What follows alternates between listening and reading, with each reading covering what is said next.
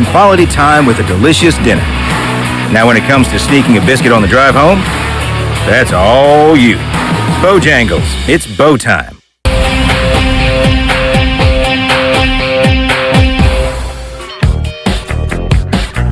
You're listening to Pushing the Odds on the Sports Map Radio Network. Powered by O'Reilly Auto Parts and Rocket Mortgage. Live from Las Vegas, here's Matt Peralt. It is Pushing the Odds, presented by Rocket Mortgage by Quicken Loans. Rocket Mortgage with you every step of the way to provide a seamless mortgage experience. Today has been kind of a crazy day.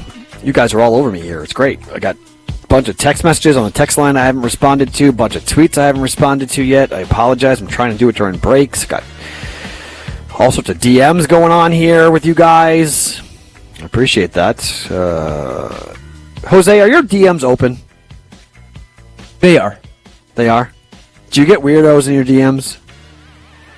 Not necessarily weirdos. I will get like people like, hey, they see my profile and who I work for, and they're like, hey, can you show this to someone you work for? Or, hey, can really? You Oh, that's shady. And they're like, oh, really? Hey, can you retweet this for me? And often I don't retweet it. Come on. Really? Yeah. That's I admire them for shooting their shot, but it is a little weird. It's not right. Hey, man, get me a job in the middle of a pandemic when everyone else is struggling to keep their own jobs. What the? That's just, my goodness gracious. People don't do that to you? There's only one guy who I won't name who comes at me probably once a month trying to get me to put his stuff in front of our bosses. And my answer always is the same, that, like, I don't control any of that, and I'm not even in Houston. So, like, it's not worth it. Like, I'm not the guy that's going to help you. Like, go directly to the source, if you will, because I'm not capable of giving you what you want. That's why it's been times that it's people who I've never interacted with. So it's also like I don't really know you, and you're asking me to put in a good word for you. And then you're on the line, and you're next there. No way. I asked that question only because I've opened up my DMs just like a month ago. I opened my DMs, and I'm actually really happy that I've done it, because the amount of interaction that people have just gone directly at me is way more than people doing it publicly. And I've often found that, I never really knew that, because I never wanted to have my DMs open. And what do I need my DMs open for? Just write to me on Twitter. Like, what are you going to say to me in private you can't say to me publicly on Twitter? And I've been kind of surprised at the number of people who have DM'd me. And I like it. I'm not criticizing it, but then I have been getting in the last couple of days, and I don't know if it's just because of my COVID with football stuff, but I have been getting these very weird videos people are sending me, like these QAnon conspiracy nonsense about where the virus is and how fake it is, and all these different crazy people that I'm like, okay, like, just go away. I do like the fact that Twitter allows you to accept or deny when someone's not following you. You can either just delete the, Are you a big blocker, Matt, on Twitter? I'm a big muter. Yes, that's what I was going to say. That's what I was going to hit you with. Yeah. Yeah, I'm not a blocker. I'm a muter. I just mute it. I don't block people normally. It's not really worth it to me to block you, because I prefer the idea of you yelling at me into the wind and never getting the satisfaction of me responding. So I think that's more of like putting somebody in purgatory than blocking them. Like, there's some level of badge of courage or honor when someone blocks you, like, ooh, I got blocked. Like, I'd rather just make you sit there and type away into oblivion and no one sees it, or I don't see it, to give you the reaction that you're looking for. All right, we have a cool hour. Rob Oppenheim, professional PGA Tour golfers, joining us in the next hour. More on that next year on Pushing the Odds. This is Pirate Radio, WGHB Farmville, 1250 and 92.7 FM Greenville, WDLX Washington, 930 and 104.1 FM Washington.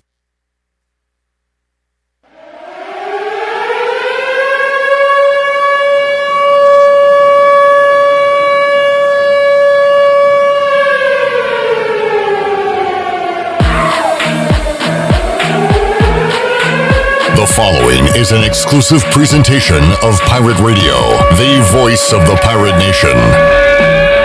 Welcome to Pirate Radio Live. You can paint this with purple. Now live from the Pirate Radio studios in the heart of the Pirate Nation, here is your host, Clip Brock. Hello everyone, welcome into Pirate Radio Live for another day, and another day closer to football. We'll talk about the latest here on today's program on Pirate Radio 92.7 FM in Greenville, 104.1 in Washington.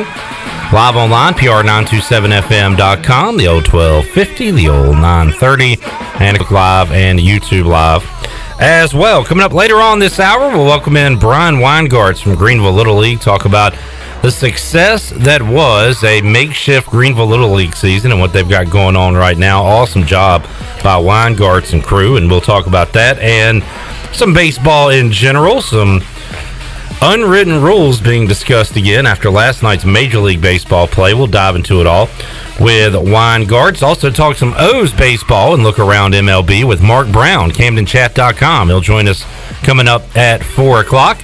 And around 4:30, we'll recap Ron Mitchelson from yesterday and what he had to say about the chances of an ECU football season. We have kind of some updates on that as well. He spoke of a meeting between AAC leaders today. Well, that meeting was had, and no news is good news. Looks like everything is moving forward to football as of right now. We'll talk about that later on in today's show with Stephen Igoe as well, as he'll join us in the 5 o'clock hour number 3 of today's show. We've also got to open up the Pirate Radio booty bag. Got a shrimp taco lunch from Chico's. How about a shrimp taco, rice, beans from Chico's? You can be a winner in hour number 3 of today's show. That is the show setup. We have Shirley Rhodes joining us, as always. What's up, Shirley? What's up? None much. You good? I'm good. All right. Feeling positive? Yeah. Yeah, I'm kind of am as well. It's kind of scary. It's a scary feeling, but it is what it is. Well, I mean, by nature, I'm always waiting for the other shoe to drop. But. Exactly. Chan Man is on video production. Enter Stefan hanging out in studio. What's up, Stefan? I'll see if Stefan can explain to me why the Bucks are down 10 at the half to the Magic. Some crazy stuff going on right now in the NBA playoffs. We'll keep you up to date on that and hockey as well. Billy Weaver kicks us off, though, on the fixed NC Live line. WITN Sports Director. Weave, how you doing today, man? Doing good, man, and I heard your setup there. Can I weigh in on the Fernando Tatis Jr. deal? Please. We'll start there. I thought it was funny. Someone had tweeted this, and of course, when I go through Twitter, forgive me if I forget who tweets what, because I look at so much stuff, but somebody had tweeted, there's a reason unwritten rules are unwritten, because if you write them down, you realize just how stupid they are. I thought that was the best tweet of the day. I retweeted that, Billy, and that was Jeff Passan, ESPN baseball reporter. Unwritten rules are unwritten because when you write them down, it exposes how truly stupid they are. You're right. That is a fantastic line. I thought that was great. And you know what? I mean, I'm just kind of one of those guys, and this kind of falls in line with, remember when Steve Spurrier used to get crapped on by other college coaches for running up the score? Yep. I'm a firm believer on the premise that if you don't want someone to run the score up on you, play defense. If you don't want someone to hit a grand slam on a 3-0 pitch, throw a better pitch. And that's just my 2 cents on it. Go ahead, Billy. I just think it's a much to do about nothing, and people just wanting to bitch and gripe and complain, and it just seems like that's the world we're in right now. Shut up and play ball. Yeah, except in this notion, it's like it's the old baseball people who are whining and complaining, not the young millennials. So it's kind of a backwards. Right. But right, it's kind of a reversal. I talked to a baseball person, a person involved in baseball, and I thought they had a good point. If this is really a thing, if you're really worried about this, the unwritten rules and all that, and worried about when to steal a base, when to swing at 3-0, then put in a mercy rule. Do like they do in Little League or whatever. If you're that concerned about it and we can't keep playing on the field, then put in a 10-run rule or something like that. And I mean, yeah, if you're gonna cry about it, then let's do that, I guess. I don't know. Yeah. Oh yeah. And you know what? I'm on the side of traditionalist on a lot of things. When it comes to good traditions about sports, whatever it may be, but some traditions are just and I'm not now. With that being said, I may be more of a traditionalist on the fact that if a guy hits a home run and stares it down and does a salute and then a bat flip and then he does a moonwalk across the plate and stuff, that's a little much. I'm not into all that. Just kind of like the celebrations in the end zones in NFL. I like celebrations with it as long as they don't get too far and too crazy and too just absurd. So I am kind of a traditionalist in that sense. Juan Soto hit a cool home run last night. He stared down the Braves pitcher, and then by the end of the night was staring at another Nationals loss. So I found that's why I like it. If you want to do it, you got to take you got to take the heat if your team loses or when the pitcher strikes you out next time. I'm all for it. I think it makes it more entertaining and more fun. But again, if you can dish it, you got to take it. Right, Weave? So anyway, absolutely. And there are very few people in sports that can dish it out and take it. And that's when you start to talk about the Michael Jordans and the Magic Johnsons and the guys like that, and the Hank Aarons and guys that kind of transcend the sport. Those are the guys that there's only an elite group of athletes that can actually walk the walk, or talk the talk and walk the walk. That's for sure. Well, I was going to start with the AAC and ECU. We'll get there now, and we'll start the conversation with a question from Facebook Live. Or another great Billy Parker, chiming in, Weave, and says, love to hear your thoughts. UNC planning to play football after shutdown. Is that an option for ECU if that were to happen here?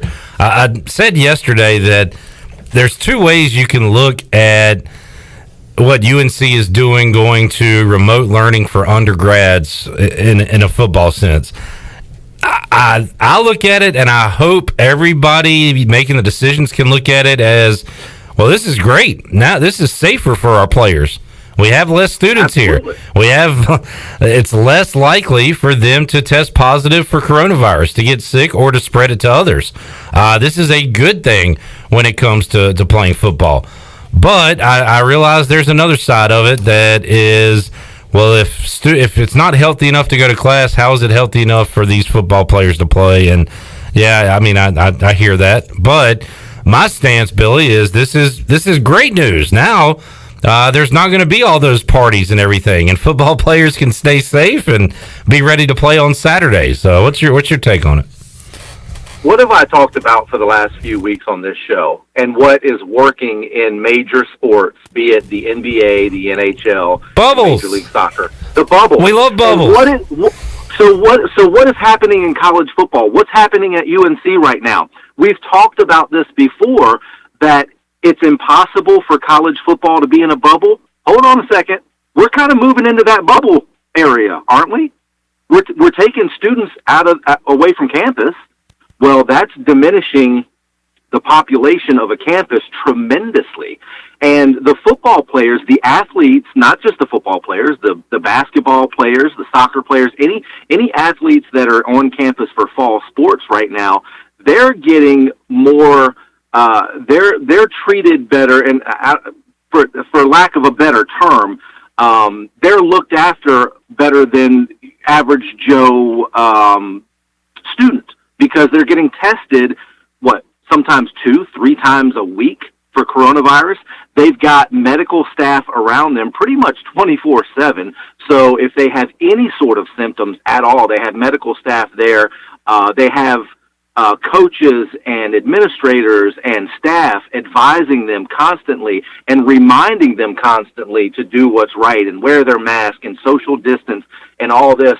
So I think this is actually, in a roundabout way, a good thing for college football, because, like you said, the less parties that are going on, the less of distractions outside of the football field, because we know that these athletes are being very well taken care of while they're in the locker rooms, while they're in team meetings, while they're out in the football fields. It's away from the football program that the problems happen. So I think this is actually a good thing, and I'm not surprised at all that UNC, when they went to online learning for their entire student body, that they said, hey, we're going to continue to practice football, and we're going to play on September 12th. Billy Weaver joining us on the Fixed NC Live line. And, Billy, we had Ron Mitchelson here, interim chancellor, inside the Pirate Radio studios on Monday's edition of Pirate Radio Live, and he said there would be a meeting coming up with AAC leaders and with their medical expert, who was a doctor from Tulane, keeping them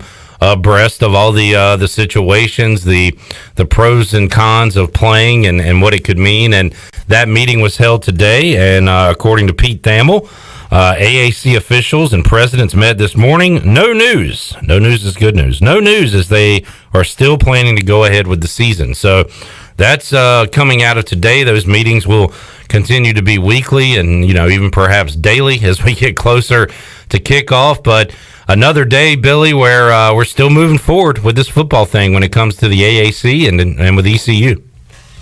Well, I tell you what, I'm just wondering what's going through the heads of the administrators, the presidents, the ADs, the coaches, players.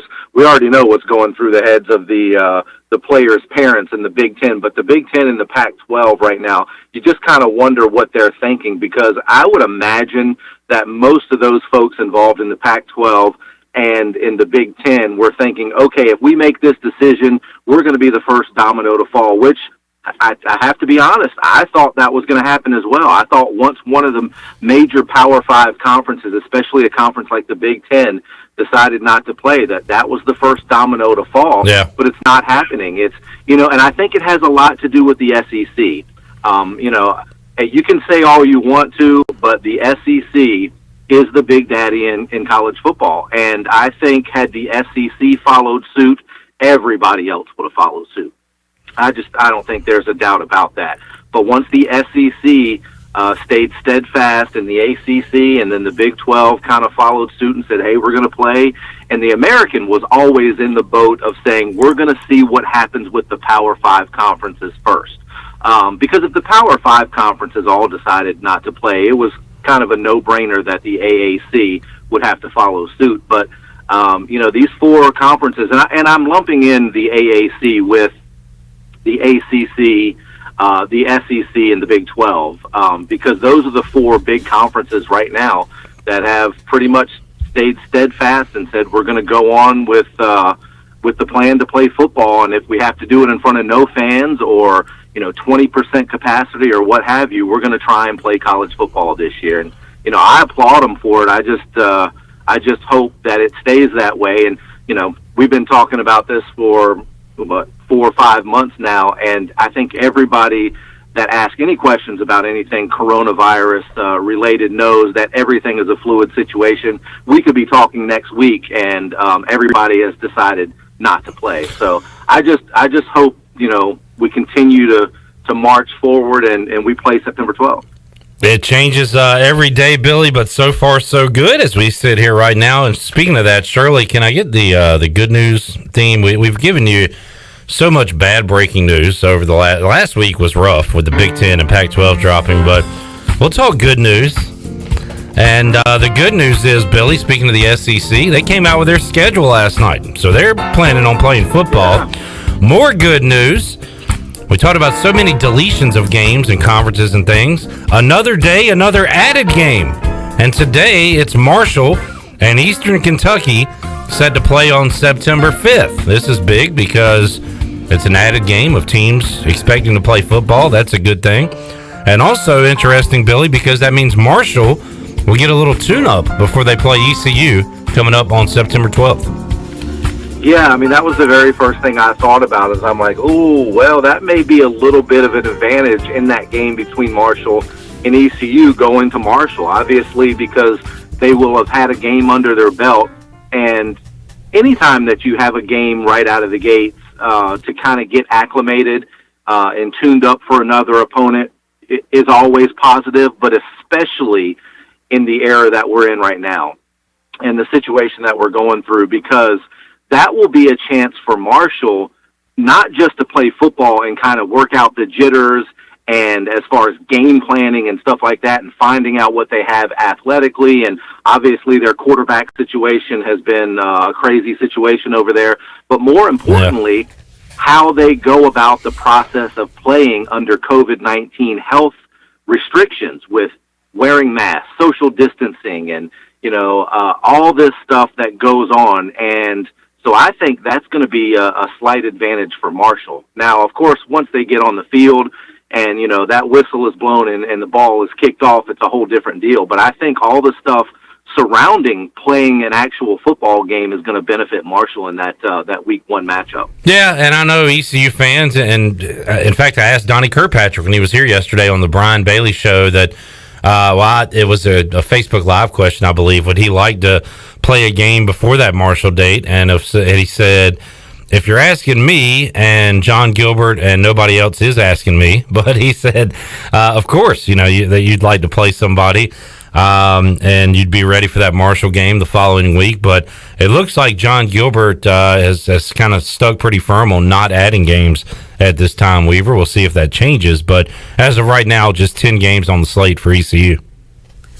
Well, I think you're getting so close to the season right now, and with so much already implemented and so much game planning already done, because Mike Houston has already said, we've worked on a game plan for Marshall. We've run plays that we're going to run in that Marshall game. They've already geared towards playing Marshall in that first week. I think you're so close to the season right now that I think adding a game before that would be counterproductive for East Carolina right now. So I kind of agree with that. I think you stay with the schedule that you're on. You've kind of gotten into a groove right now, and you've got a target date set. I don't think you mess with it. Billy Weaver joining us on the Fixed NC Live line. First time I've talked to you since the high school calendar change when it comes to sports. Just and for folks that don't know, it's going to be a shortened basketball season in 2021, moving into a shortened football season that moves into a shortened baseball season and everything in between. A lot of changes. We'll see if it works out. What's your take on what they're going to do with the high school sports, Weave? Well, I'm just glad that they're playing. It is going to be a shortened season. It's going to be different because you're going to see spring football now and starting in February. The good thing is that we don't live in the Northeast. And, because I could only imagine starting high school football in February in, Connecticut, or even in the Midwest in places like Michigan, Chicago, and places like that. It's brutal in February. The good thing is we live in eastern North Carolina, and we live in a place that you never know. I mean, you could get a 70-degree day in February. We've seen it happen. Of course, we could be, 4 inches under snow as well, too. You just never know what you're going to get. But I think, starting in February somewhere else would be just devastating. I was talking to Tyler Feldman about this, and, he's from Pennsylvania, and he said, I couldn't imagine starting football in February in Pennsylvania. It's just brutal up there. So I think that's the positive, that, living where we do, it allows you to be able to shift those sports into the early, and they call it spring, but February is definitely not spring. But I'm just glad that the athletes are going to be able to play, especially rising seniors, because it was so hard to hear from some of the high school athletes this past season that had to cut their season short because of COVID-19 back in March, and seniors that didn't get to finish their basketball season. Most notably the Farmville Central High School boys team and the girls team that were going to play for state championships that didn't get allowed to play. Weren't allowed to play, and even over at ECU with the baseball team, you had seniors on that team that everything was just cut short and taken from them. So I'm just glad that the athletes get to play. That Farmville Central game, it might be the same case with you, was the last sporting event I was at with fans, and it was a packed house in Minges Coliseum, and that was a Saturday. I think everything kind of shut down that Wednesday night. The NBA shut down, then the conference tournament shut down that following Thursday. That was the last sporting event I was at that felt like a real sporting event, Yeah, that was too. And as a matter of fact, I remember very vividly because it was that next Wednesday, either Wednesday or Thursday, because I went over to Minges Coliseum because Farmville Central, Larry Williford had his basketball team over at Minges Coliseum practicing, getting ready for the state championship game. And I asked him, I remember saying to him, hey, I think the ACC is about to shut the tournament down because of this whole coronavirus thing. Do you think this could affect you guys? And I remember him looking at me saying something to the effect that, man, I hadn't really heard that, but I hope not. He goes, tunnel vision with getting these guys prepared, but I hadn't even thought anything about that. And then the next thing you know, everything shut down. So, yeah, I think that Farmville Central game at Minges in the Eastern Regionals was my last game as well. We will wrap it up. As far as having fans. A big fan, yeah. Now, the last live sporting event I was at was a Greenville Little League baseball game, which we'll talk about. Me too. Same with you. Coming up with Brian Weingartz in just a moment. He'll join me here inside the Pirate Radio studios. But before we let you go, let's talk a little NASCAR weave. And we didn't really know what to expect with the road course at Daytona, and I guess we saw some calamity in the Xfinity race and the Truck Series, but man, those pro drivers, they didn't give us any fun. They weren't all over the track or anything. They were riding it pretty good, and Chase Elliott rode it the best. But what'd you make of the road course there in Daytona? I like it. I like the Roval at Charlotte Motor Speedway. So going into this one, which is set up a lot like that one, I knew I would like it. I really thought that first turn, I made sure that I was watching the race intently at the very beginning because I was like, we talked about this last week. Going into that first turn, you thought there was going to be a bunch of melee, but I think those guys, you actually called it, those guys are pro drivers. They are the best drivers in the world, and I think those guys learned a lot from just watching the Truck and the Xfinity Series.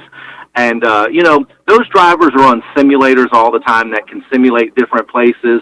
And you can only simulate so much until, it's so much different being inside the race car, obviously. But those little things help, and those drivers are the best in the world for a reason. And they put on a pretty good show. And my guy, Chase Elliott, he's kind of become my new favorite driver when Dale Earnhardt Jr. retired. So I was happy to see him hit victory lane, and he's become the road course king now. That apparently so. Martin Truex Jr. There was a lot of chatter on Twitter. I didn't really know this was a thing, but a lot of Elliott and Truex fans going back and forth saying, "My guy's the best. My guy's the best." And if Truex didn't speed through the pits, Billy, he might have won because he had to go all the way to the back of the field and ended up coming back and finishing, I think, third. So a good run for him as well. Weave, what you got coming up this week? Following NBA playoffs, Stanley Cup playoffs, Hurricanes will try to stay alive coming up Wednesday at 4. How about that third period last night? That was brutal. It was brutal. I had cut highlights of the first 2 goals going into the third period. I had already had it written in my scripts for the 11 o'clock sportscast that they had evened the series up at 2 games apiece, and now it was a whole new ball game. And in the blink of an eye, it went from 2-0 to 4-2, and I thought, what in the world just happened? And I hate to say it, but I think they're done, man. I don't know how you rebound from that. Going from potentially tying a 7-game series up at 2 games apiece to falling 3 games to 1, you won't have your best scorer and Andreas Svechnikov pretty much for the rest of the series. There's just no way he's going to be back. I just don't know how they rebound. I hope they do, and I hope they can do it, but it's looking pretty bleak right now for the Hurricanes. But that's what we've been focusing on this week is Hurricanes, little NBA playoffs. We'll check in on some local guys. Montrezl Harrell is back. Yeah, Clippers, good to see him back on the court last night. It was, and it was nice to see. I don't know if you noticed, he had a T-shirt with a picture of his grandmother who passed away on the front of it. So that was nice and a little heartwarming. So, we'll keep an eye on some of the local guys that are still playing in the NBA playoffs. And, of course, we'll keep an eye on Major League Baseball. And, we talked about the shortened season in high school. I think the shortened season in baseball is awesome. 60 games to me is great. We've always enjoyed the chat, man. Have a great week. We'll talk to you again next Tuesday. All right, man. You guys have a good one, and keep your fingers crossed, man, because day to day this thing could change, and hopefully we get to see a football game at Dowdy Ficklen on September 12th. Absolutely. We're feeling positive, at least at the moment. There's Billy Weaver, WITN Sports Director, joining us today on the Fixed NC Live Line. We will take a time out, come back. When we return, we'll talk some local baseball and a little bit of everything when it comes to baseball with Brian Weingartz. Amazing job by Weingartz and the crew with Greenville Little League this year. We'll talk about it all when we return on Pirate Radio Live after this.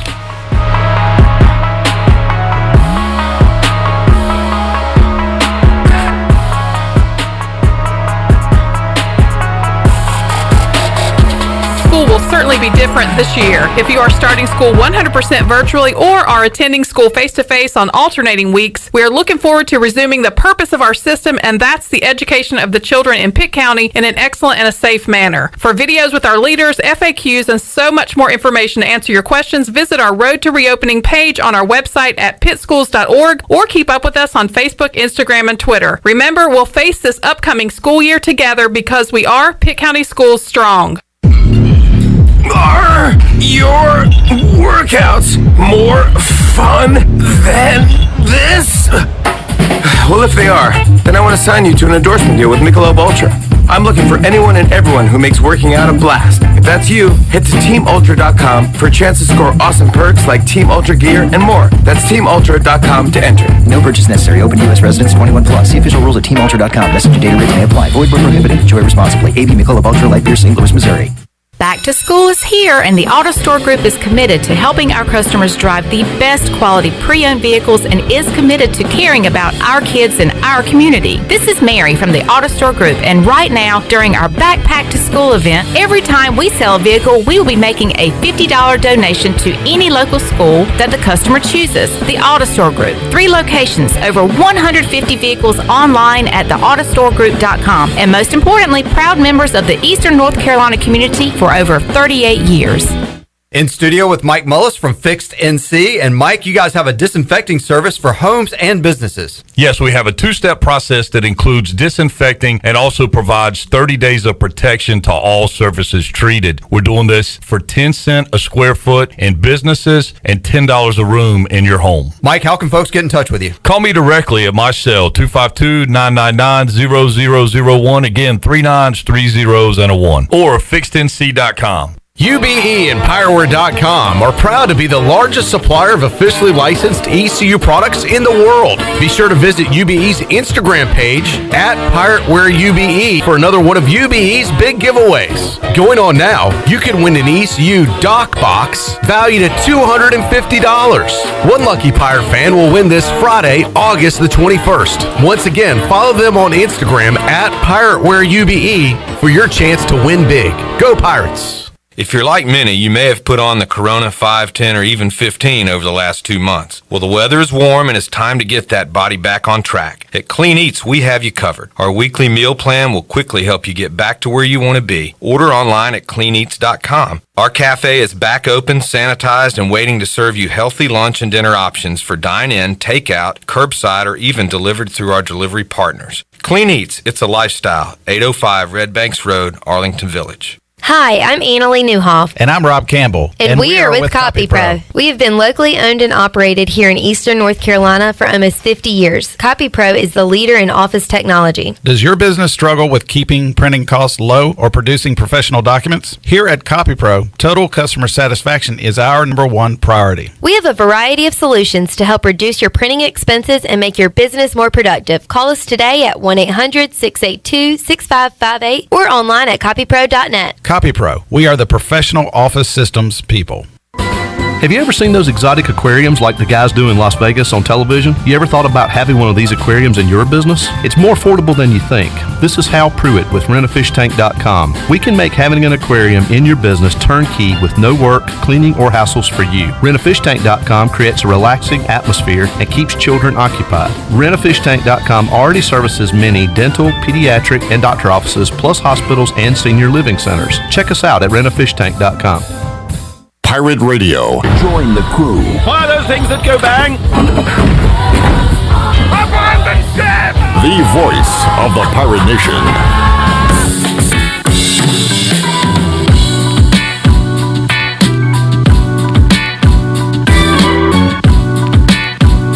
You're listening to Hour 1 of Pirate Radio Live. Now, back to the show. Welcome back. PRL this afternoon is brought to you by Bud Light, who reminds Pirate fans to always stay in the game and drink responsibly. Bud Light, proudly distributed by Carolina Eagle Distributing since 1989. Now let's head back in to Pirate Radio Live. Here's your host, Clip Rock. All right, thank you very much, Shirley Rhodes. Welcome back into a Tuesday edition of Pirate Radio Live. Clip Rock here, and joining me inside the Pirate Radio studios is, I can't believe you got a few minutes to even come over here, a very busy man. Brian Weingartz joins us and has just done such a great job with Greenville Little League in a shortened, kind of thrown together season. And man, Brian, I've said it on Twitter. A lot of people have said it on Facebook, and I'm sure to your face as well. But awesome job getting these games in and giving these kids, parents, and a lot of folks something to be happy about.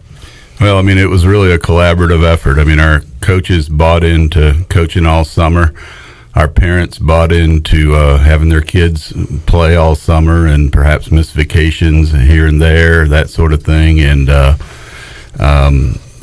that's really what made all this happen, is that everybody was really committed and kind of came together to make this season a reality. And Brian, I remember you being on Pirate Radio Live with Troy D while everything was still shut down, and it was almost like you had the idea and you were just waiting for the okay to go.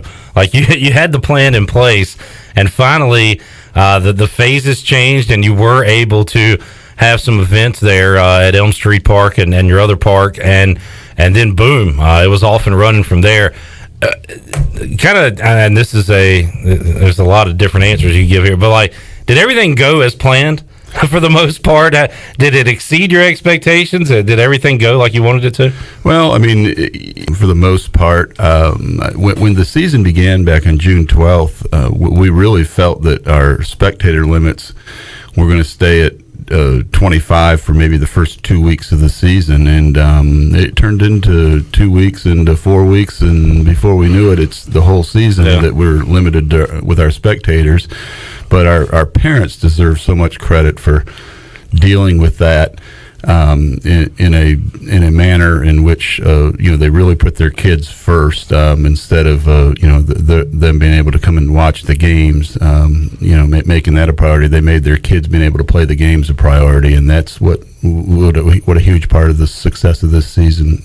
They get a lot of that credit. And I know that you did all you can to make sure you were going by the proper guidelines, because you didn't want to get shut down. I mean, you wanted to keep this thing going, and I think everybody hopefully realized this was not a Brian Weingartz rule. This was way above your head with the limited fans at the games. But you had to do your best enforcing that. And like you said, great job by the parents as well to obey those rules as much as they didn't want to, and let this thing go as smooth as possible. Yeah, I mean, it's the world we're living in right now. We have to deal with the guidelines that come from the governor, and people did it. I mean, a lot of people didn't necessarily agree with them, but that's okay. I mean, that's the way life is. Sometimes we don't always agree with things that we have to do, but at the end of the day, it was all about getting kids playing baseball, and that's what our parents were committed to, and I think everybody involved with our program was committed to. And added wrinkle,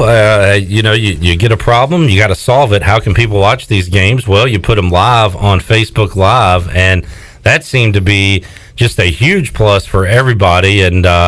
And were you planning on, is that something you were planning on doing if you had a regular season, or is this something you went to when you found out you couldn't have all those stands packed? Yeah, it was definitely something we went to when we found out we couldn't have all the stands packed. Mm-hmm. I mean, we've done broadcasts of our tournament of state champions that we've hosted for several years, and state tournaments and such. But we never had really done it for regular season games, and our guy Chris Riddle, who handles a lot of this stuff, or he really handles all of it as far as the broadcast goes. I asked him, I said, "Hey, Chris, can we do something like this for the regular season?" He goes, "Yeah." And so he went ahead and he set it up, and then we also had help from Tyler Williams, who helped out with broadcasts of games from the Perkins Complex, and you put all that together, and everybody was able to. We had one game where we had a technical glitch that didn't show live, I think, out of all the games that we had. And so, but other than that, I mean, everybody was able to watch the games. And it became almost like a status symbol if you were able to call one of these games. I was able to do a couple of them, but you had some of the local TV guys. I know Tyler Feldman pitching in. You had folks associated with ECU baseball, with Cliff Godwin, Austin Knight, some of the players, former players, and also, of course, Corey Glore, the voice of ECU baseball, calling a lot of the games, including there, I believe, in the postseason, Brian. So that was a really neat feature as well, to be able to have a lot of different people pitching in to help out with the broadcast. Yeah, I mean, it really was, and it was kind of a byproduct that we really didn't anticipate. The one thing that I thought, especially on the nights that Coach Godwin was there, was that if a kid made a good play or a smart play, and Coach Godwin said would maybe mention it. I mean, how cool is that if you're a kid that Coach Godwin, acknowledges that me, a little 11-year-old kid, just made a good play. And one night, he said something about one of our umpires having really good position for a call, and that really made the umpire feel good because, I mean, Cliff just, whenever Cliff says something, it carries a lot of weight in this town because of his success and the fact that he is an Eastern North Carolina boy. And so that was really, I thought, kind of a neat byproduct of all of the TV broadcast that we did. Yeah, and you don't usually hear him say positive things about umpires, so that really does carry a lot of weight. Brian, how about the season as far as it's one you'll never forget for sure for multiple reasons, but we talk about these high school athletes, and Billy Weaver was just mentioning a moment ago, the Farmville Central basketball team not being able to play for a championship baseball teams, having their seasons cut short. You gave the kids an opportunity for a season and a real feeling season as much as it could be. Do you think you accomplished that? I mean, these guys got to play baseball during the summer, like they always would. It was a little different, but I think your goal was accomplished there, right? Yeah, I mean, my observations during the season is that the kids didn't really seem to notice the difference in the atmosphere at the park while the games were going on.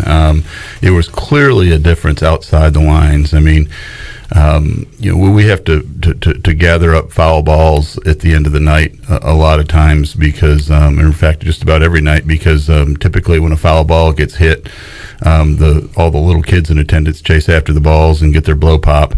And, we just don't have those kids there to do that. And so outside the lines, things were very different, no doubt. But, inside the lines, when the game was going on, I don't think the kids noticed it a whole lot. I mean, I think that they, still enjoyed playing the game. And, so that part of it was okay, I guess. And I guess we have to give a shout out to former Pirate Corey Scott, who was here in that chair not too long ago, but his REMAX squad ended up winning it all, right? They did, and Corey's really become a successful coach. He won some Tar Heel regular season championships, and then would lose a game in the playoffs, or 1 year lost the city championship. But this year they were a 5 seed, and they really peaked at the right time. And just an observation of mine was I always thought early in Corey's career, a lot of times his teams peaked a little bit early, but Corey's definitely learned to get his teams to peak at the right time. And typically that's June for us, but this year it happened to be August. But they really peaked at the right time and were really a tough team to beat down the stretch. Talking to Brian Weingart's now a cool deal, call it the big series, Believe in Greenville series, with the All-Star games going on right now, Brian. So where are we at with the North State Tar Heel All-Star games? Okay, well, I'll kind of update each series. The 8 to 10-year-old series, North State is up 2-0, and they've played 2 close games with Tar Heel, and they play again today at 5:30. And so Tar Heel's got to win today to stay alive in this best of 5, and North State's obviously looking to sweep. The 9 to 11-year-olds, that series is tied 1-1.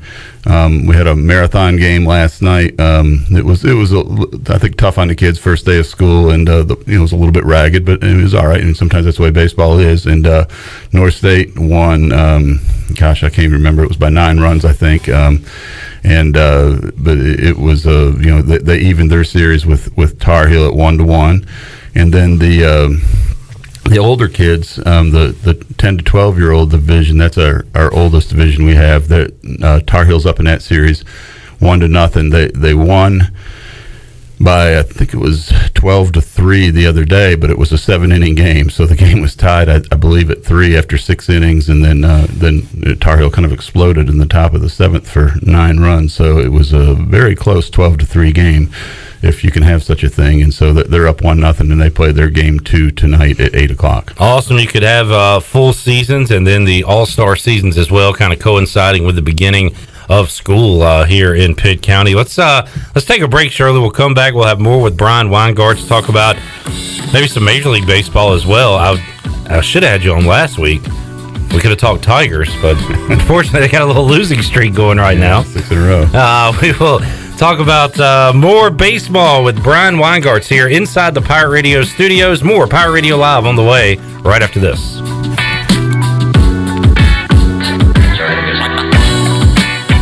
If you are push mowing your yard using an inefficient lawn tractor, or your current zero-turn spends more time in the shop than mowing your grass, it's time you look at a Hustler zero-turn lawnmower. Residential mowers from Hustler are built like tanks and drive like sports cars. All Hustler mowers have fabricated, welded steel decks. Don't settle on cheap units with flimsy stamped decks from big box stores. Come see Ron Ayers Motorsports. It will guide you to the right mower for your property and your budget. Find us at Ron Ayers Motorsports, Highway 11, north of the airport in Greenville. This is Dr. Phil Perdue with Orthopedics East and Sports Medicine Center. My colleagues and I recognize how difficult this time is for everyone in our community. We continue to see patients during the week while taking precautions to keep everyone safe. Our extended care clinic is now open on Saturdays and Sundays from 10 a.m. to 2 p.m. so you can avoid the emergency department for your urgent orthopedic care. For more information, please contact us at 757-2663 or visit our website at orthoeast.com. At Tiebreakers, we pride ourselves on serving big, juicy wings. I'm talking big and juicy. Our chickens are the same ones that kick sand in the other chickens' faces. If our chickens played football, they'd be linebackers. The competition's chickens, they'd be skinny little kickers. Trade those kickers in for linebackers. Tiebreakers is open every day at 11 a.m. Follow Tiebreakers on Facebook and Instagram for daily updates. Do you think you might have been exposed to COVID-19? Maybe you're planning to visit parents, family, or friends. Arc Point Labs of Greenville offers same-day COVID-19 results. No referral needed. Same-day results available. Arc Point Labs of Greenville offers easy solutions to COVID-19 testing. Arc Point Labs of Greenville is located across from Vidant Hospital on Executive Circle behind Southern Bank. Call for an appointment or walk in. Arc Point Labs of Greenville, 215-5688 or arcpointlabs.com. It's summertime away with the quality pre-owned car, truck from Greenville Auto World. Let Greenville Auto World show you how easy it is to buy a quality used car in Greenville. We believe fair prices, superior service, and treating customers right leads to satisfied repeat buyers. Are you planning that summer trip by car? We'll get you set for that trip with an oil change and 27-point inspection. Greenville Auto World, 3840 South Charles Boulevard, across from Hardee's at Bell's Fork.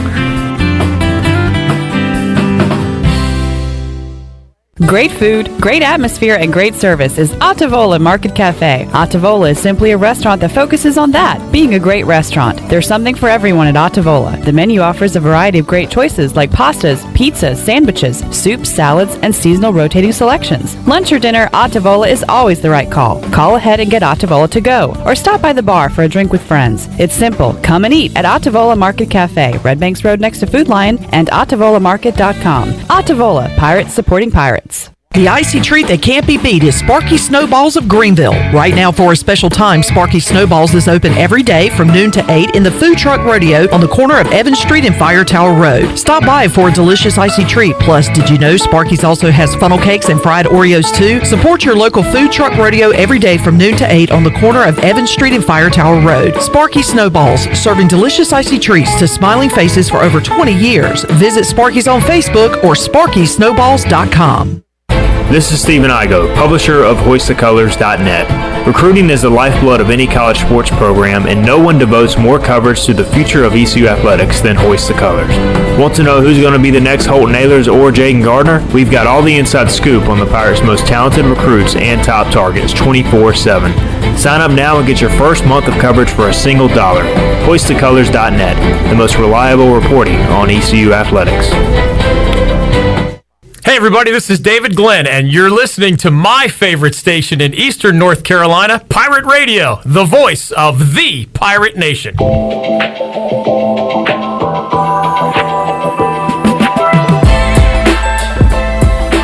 You're listening to Hour 1 of Pirate Radio Live. Now, back to the show. Well, welcome back. With approximately 100 locations throughout the Carolinas, First National Bank is helping both individuals and businesses redefine convenience in banking.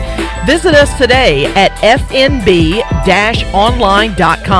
First National Bank, member FDIC. Now let's head back in to Pirate Radio Live. Here's your host, Clip Rock. All right, thank you very much, Shirley Rhodes. Welcome back into Pirate Radio Live. Clip Rock here. We'll talk some O's baseball coming up in just a little bit with Mark Brown from CamdenChat.com. He'll join us to talk O's, AL East, everything going on in MLB.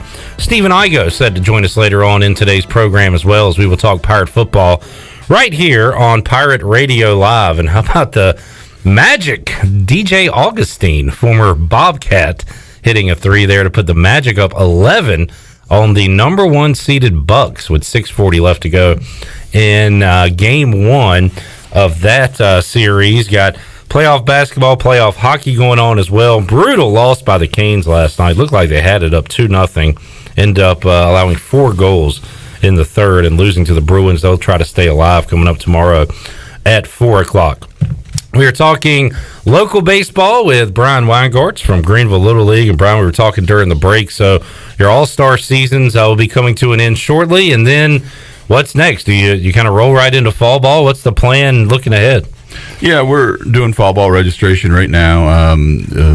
I anticipate having a meeting at some point with the City Recreation and Parks Department just to get a feel for what sort of guidelines they want us to operate under for fall ball, if we can indeed have it, which we hope to. But you just never know in today's world what can happen and what can keep you from doing what you'd like to do. But we're willing to do whatever we can to work with them, and hopefully we'll have some good news with fall ball. If you know a lot of you know Brian. If you don't know Brian, you've definitely seen him wearing Tigers gear because he always is every time we see him. Why, Brian, are you a Tigers fan? What's the history behind that? I mean, I grew up in Lapeer, Michigan, which is just outside of Flint, Michigan, and moved here in 1988 when I was 20 years old, and my memories of growing up have always been following the Detroit Tigers, and my father, mother were big Tiger fans, and so that's what I am as well. All right, and how's that life gone for you? Ups and downs. Yeah, seems like downs lately, right? Yeah, I mean, haven't been too good the last few years. I mean, the Tigers did, they won a World Series on my 17th birthday. They won an American League pennant on my 39th birthday. So wow. They look out for me as far as that goes, but I'm a Tiger fan till the end, no doubt about it. We had Brian Packard in that chair not too long ago, and Pack, of course, part of the youth movement there in Detroit, where it looks like you guys might be pretty good a few years from now, right, Brian? We think so. Yeah, they've called up a few of our players. Our number 1 draft pick supposed to get a start in Chicago. Casey Mize, the pitcher. Oh, yeah. So he was a number 1 draft pick from a couple years ago out of Auburn, and so we're excited to see him pitch and see what he can do for the team. Obviously, you have spent a lot of your days and nights watching Greenville Little League baseball. Have you enjoyed the fanless Major League Baseball, Brian? Have you been locked into MLB this year, even though it is a kind of a crazy, weird year? Yeah, I mean, I've been watching the games. I mainly just watch the Tiger games because I don't have time really to watch any of the other teams for the most part. But it's a lot of people have been critical of the crowd noise that they pump in over the PA system. I think it adds to it a little bit. I like the stadiums. Some of them do and some of them don't, that have the cardboard cutouts and the stands and that kind of thing. I think that adds a little bit to it. So I mean, they're doing the best they can, and it's baseball, and so it's still good. It's still good. The baseball level that you're at and watching every day is a lot about sportsmanship. You have rules in place of everybody gets to play and things like that. What about what you saw last night at the Major League level? The Padres are hammering the Rangers. It's a 3-0 count late in the game. Fernando Tatis up. He swings, hits a grand slam. And after the game, the Rangers manager has something to say about it, that he should have taken that 3-0 pitch. The Padres manager even says, yeah, in that case, he needs to take that pitch. And even Tatis says, moving forward, maybe next time I'll take the pitch. It seemed like everybody else watching, including myself, was like, well, the game's still going on. What? It's that unwritten rule stuff, Brian. So where do you sit on those unwritten rules, and in particular, what happened last night? Well, I mean, I'm not a fan of unwritten rules. I mean, I think that you do your best all the time, and I think it's something I've observed in our program over the years is that unwritten rules or violation of unwritten rules is what causes a lot of discontent sometimes amongst managers and coaches and opposing managers and coaches and that kind of thing. And yeah, I don't know. It's just it's odd that I think that unwritten rules are much more a part of the game than when I was growing up. I mean, we never thought anything of it. If I was up and it was 7 or 8 to nothing, and I had the ability, which I did not, to hit a grand slam on a 3-0 count, I think I'd swing as hard as I could and try to hit one. But that's things are different now, I think, than they used to be. And Johnny Bench, almost you echoed what I heard him say on a show earlier today. Somebody asked, "Well, if you're in that situation, 3-0 count, what are you doing, Johnny? What would you tell Fernando to do?" And he said, "Swing as hard as you can." So there you go. I tend to agree with that as well. Just part of baseball, I guess, those unwritten rules. Well, Brian, before we let you go, one more time, great job with Greenville Little League this year. We're hoping 2021 can go a lot smoother, but overall, you got to be happy with what you're able to do this year, right? Yeah, I think so. We're very fortunate, and our city government worked to find a way that we could play instead of looking for reasons why we couldn't play. And there are areas, near here that their leagues were not allowed to play, and that I think that would have been really a tough blow for the folks of Greenville, and especially the people involved with our league to have to deal with if that would have came to be. So we're very grateful that our city government found a way for us to play, and we'll always be grateful for that. And so that turned out to be a really a good thing for us. And once again, before you got going, you were here and kind of waiting for the green light. Is that kind of a similar case with fall ball? You're kind of waiting to hear what you can do, and once you find that out, you'll go ahead and implement it? Yeah, I mean, that's the plan. I mean, we've began registration for it, but there's a little disclaimer at the top of our page talking about registration that I can't remember the exact wording I used, but it says things could change. So we'll just kind of bear with us as we work our way through this. And we are here live every day following the breaking news, Brian, and we've seen a lot of things change when it comes to college football. How are you feeling about an ECU football season in 2020? You feeling optimistic about that? I don't know. I mean, when the Big Ten canceled, and I'm kind of a Michigan fan. Okay. So when the Big Ten canceled, it was I thought a lot of other people would follow suit. When now the Big Ten, a lot of people are talking about, are they going to backtrack? I don't know. So I think it's going to be really hard for everybody to hold it together until September 12th. But I very much hope that they can. And that that Ficklin Stadium can have Dowdy Ficklin Stadium can have a good crowd to watch the game, and hopefully they'll be able to play safely, and everything will work out. Well, Harbaugh and Ryan Day and Scott Frost in particular, I mean, they got to be fuming right now that they're not able to go out there. And good grief, if they're sitting at home watching SEC and ACC and AAC and Big 12 football this fall, I mean, they're not going to be able to contain themselves. It's such a weird deal. Yeah, it's really odd that I think I read something about maybe the Big Ten thought that everybody else might follow suit if they canceled, and then they didn't, and now some of the players I guess are frustrated, and and I guess the parents have written letters to school presidents and this kind of thing. So who knows what'll happen? But I hope the Big Ten figures out a way to play. But you never know.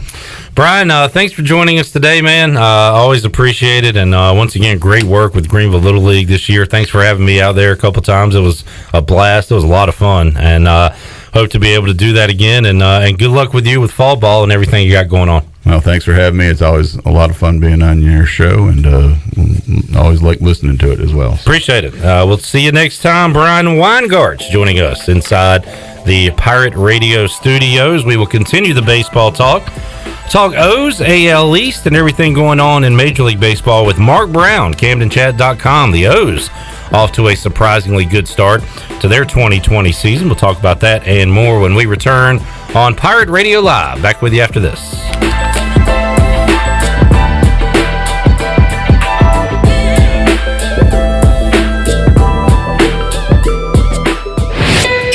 Let's turn a trip to the branch into a tap on your phone.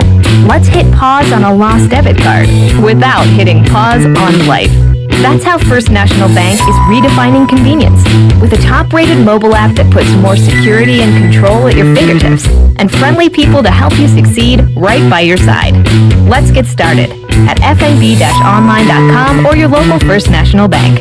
FNB member FDIC. When you can take your eye off a big pizza pie, that's familiar. How does a hot pizza and a six-pack of beer sound right about now? How about if it was only $20? Take advantage of the Familia Saturday and Sunday special of a large one-topping pizza and a six-pack of Pitt Street beer for only $20. Call 689-6330 and then pick it up at the drive-thru window. Need a job? Good news. Familia is now hiring servers, bartenders, and hostesses. Familia, Fire Tower Road near Pitt Community College and FamiliaNC.com. There's nothing like Pirate Game Days. He's got the ball. He starts right. He goes left, and there he goes. 10, 5, touchdown Pirates. Home Nailers takes it in from 21 yards out. The sight of a tailgate. The roar of the crowd. Support the Pirate Club and buy your season tickets today by visiting ECUPirates.com. We're in this together. All hands on deck. One Pirate Nation. Know what I like most about my new phone from US Cellular? I don't know. That it was $700 off. What? Switch to US Cellular and get $700 off the latest phones. US Cellular. Choose fair. Promotional pricing requires an unlimited everyday or even better plan. New line port in credit approval qualified smartphone purchase and comes via monthly bill credit on a 30-month retail installment contract. Taxes, fees, and additional restrictions apply. Does the idea of going to your local US Cellular store make you feel a bit uncomfortable? Tired of the hassle of waiting and wearing a mask? Let Toby Williams and his outside sales team take away that worry. They will come right to your home or office and drop your phone off on the porch or at the front desk for you. Saving you time and worry is what the team at Cellular Warehouse is all about. Call Toby today at 252-799-7051 and let them help you with all of your wireless needs. Cellular Warehouse, your local US Cellular authorized agent. Summertime is here with hot temperatures, thunderstorms, and hurricanes. It's easy to recognize pests invading your home, but a lot of people forget about moisture destroying your home's crawl space. Pest Tech is celebrating its 20th year protecting your homes using dehumidifiers, professional-grade liners, and most importantly, our licensed and highly trained technicians. Visit PestTechOfGreenville.com for a free estimate on moisture control and the other silent destroyer, termites. Trust your home to the best. Pest Tech of Greenville, your East Coast exterminating professionals. Hey, welcome to Jack Brown's. What can I get you? Can I get a vodka soda with a lime, please? No liquor, just beer. We have beer out the wazoo. And we don't even know what a wazoo is. IPAs, sours, gozas, wheats, stouts, porters, you name it, we got it. Drink 100 beers and join the Notch Club. Don't be a nerd. Ask about the Notch Club. Yeah, we've got the best craft beer in Greenville. Awesome. I'll take a pack to us light. You got it, on the way. Jack Brown's Beer and Burger Joint, located at 805 Dickinson Avenue, right in the heart of Uptown Greenville. The dog days of summer are here, and Pip Printing is excited to be partnered with Pitt County Humane Society and Pirate Radio to make Greenville greater than ever. This is Donald Stocks from Pip Printing, and if you're headed to the beach, the river, or the pool, then stop by and see us and pick up a new t-shirt and 2 koozies for only $20. Help rescued pets here in Pitt County and make Greenville greater than ever, and by getting your shirts and koozies at Pitt County Humane Society or Pip Printing today. This is Pirate Radio, WGHB Farmville, W224EI Greenville, WDLX Washington, and W281CH Washington.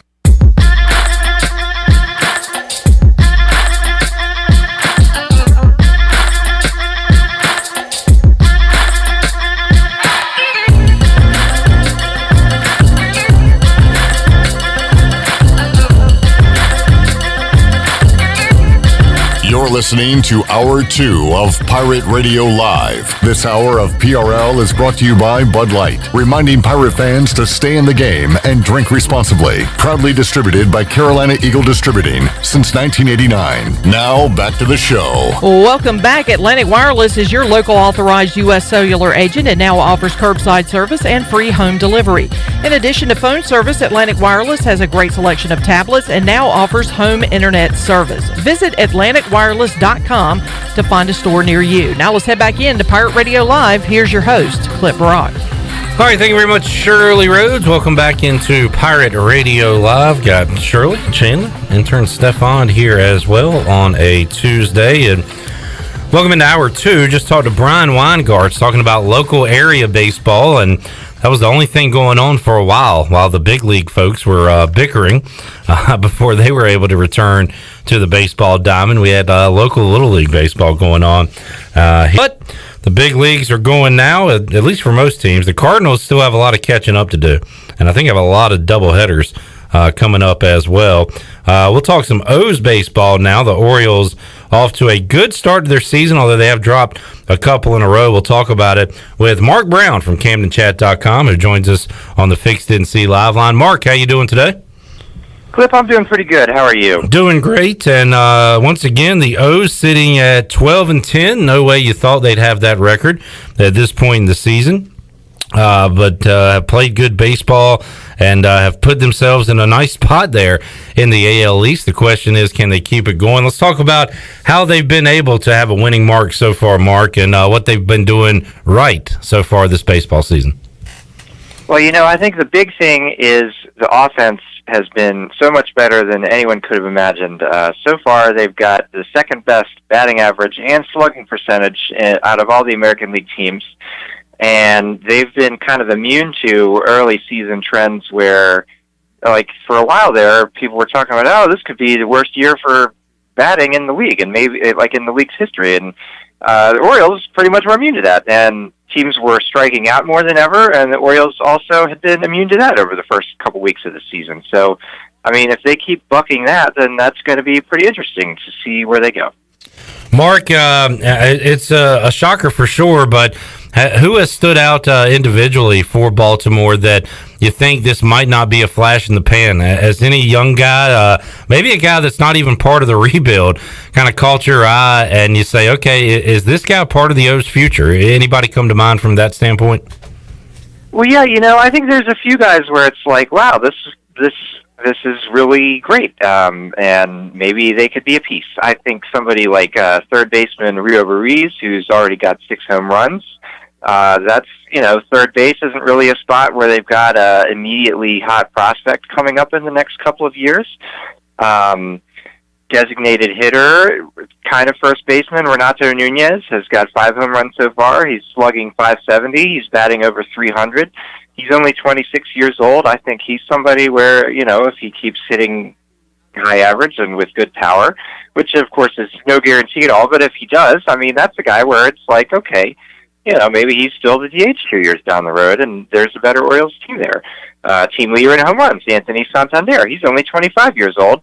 He was famously the Rule 5 pick, from the Dan Duquette days 3 or 4 years ago, and it seemed like before last year he was just going to be a guy who kind of came through and left, and you didn't think about him much anymore, but he took a step forward last year before slumping in September, and he's really started off really hot so far this year. So again, there's another guy, Santander, if he keeps hitting, he doesn't even have to do as well as this, but he's got a 948 OPS so far. So even if he comes down and he's drops to an 850 OPS or something, that's still really good.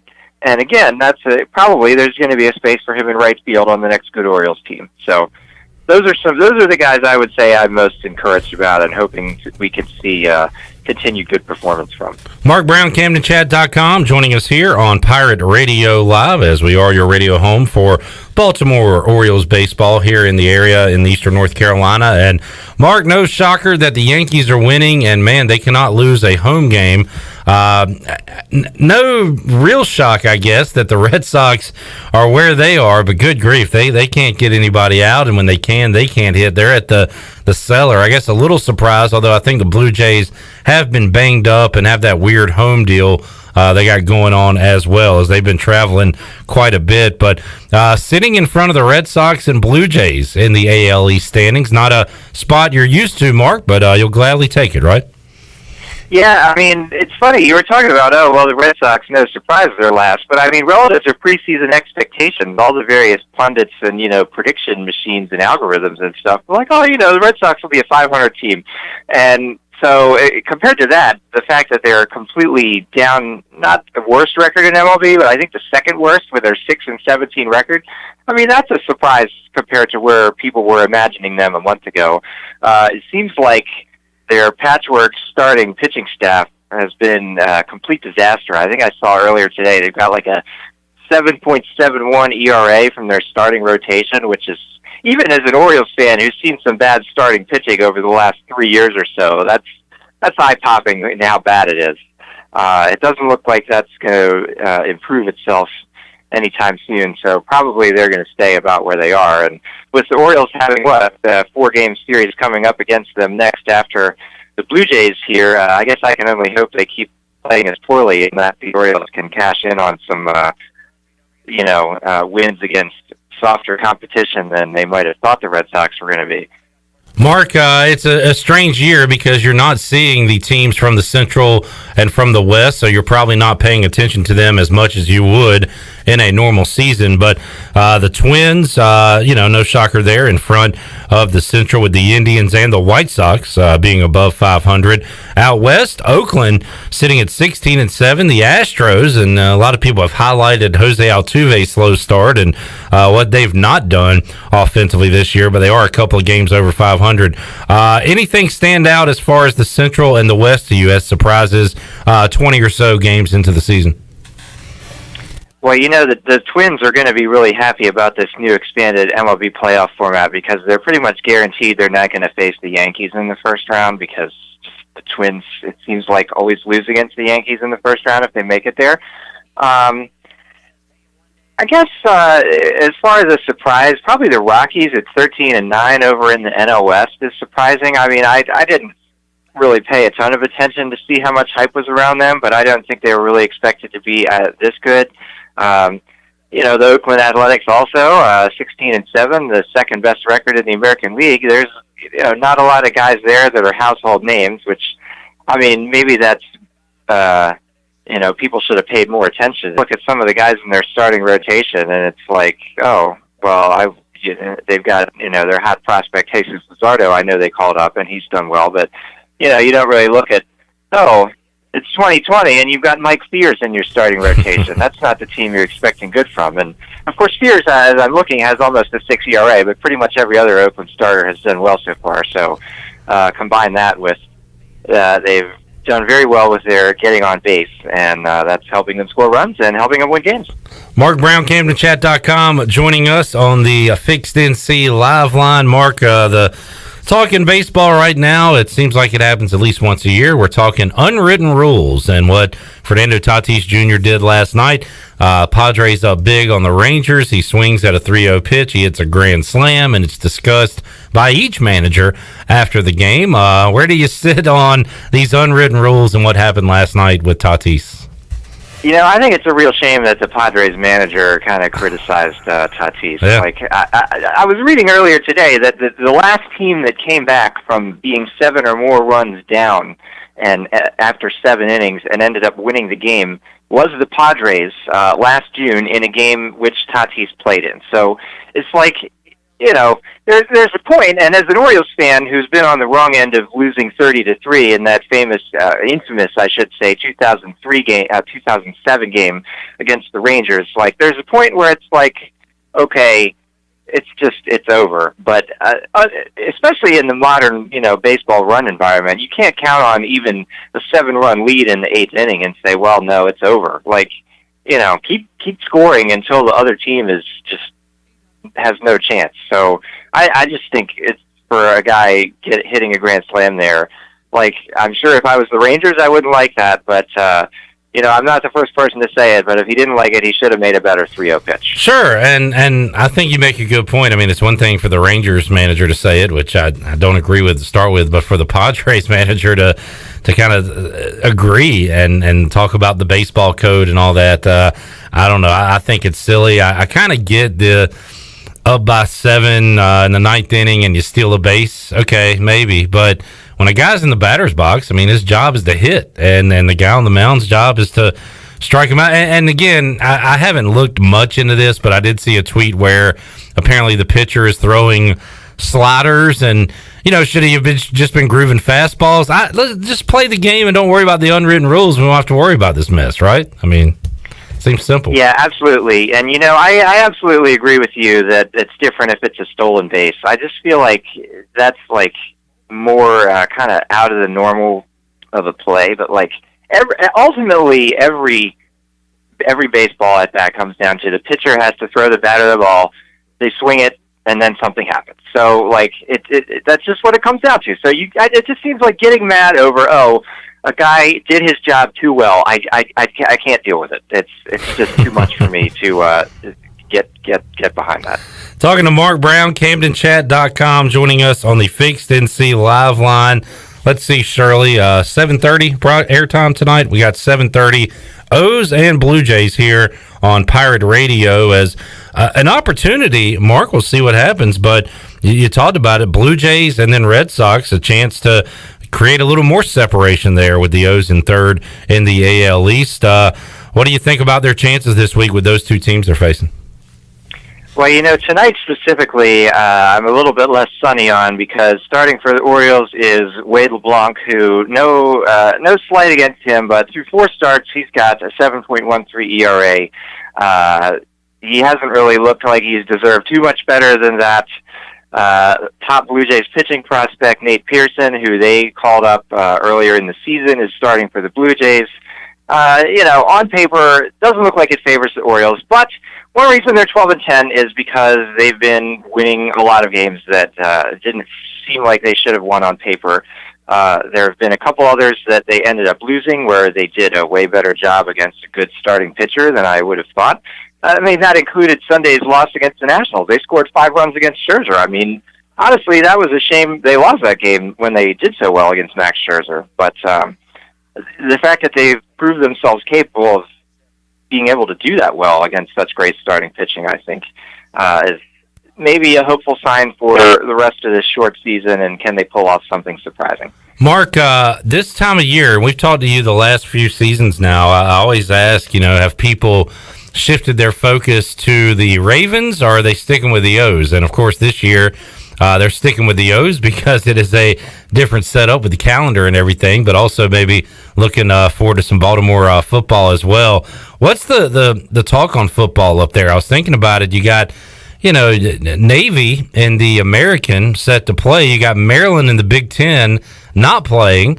So it's a different deal for schools up there. And I don't know, what's the overall talk on college and pro football right now in your area?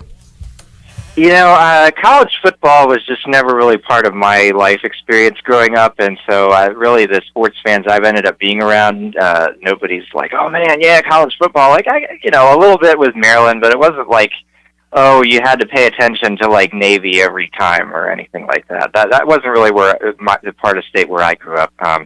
The Ravens, absolutely, people are really hyped for the Lamar Jackson era to continue after seeing what they saw from him last year, and I think from what everyone saw from him last year, that's totally understandable. I'm curious to see what he's able to do with another, hopefully full and undisrupted season. Also, it is a little bit more lingering excitement for the Orioles since they've started off, 12-8 before they lost the last couple games, and I mean the NFL. Honestly, it's kind of, I don't want to say totally invisible, but the fact that there's like no preseason games this year, there's not even like that kind of mill to just create news constantly. It's just like they got the top secret practice complex where the media gets to go in for, what is it, like an hour a day and actually watch. So that's kind of black box rather than, you can see, here's this guy in the preseason, he's trying to make the team, here's how the team's going to start lining up. It's kind of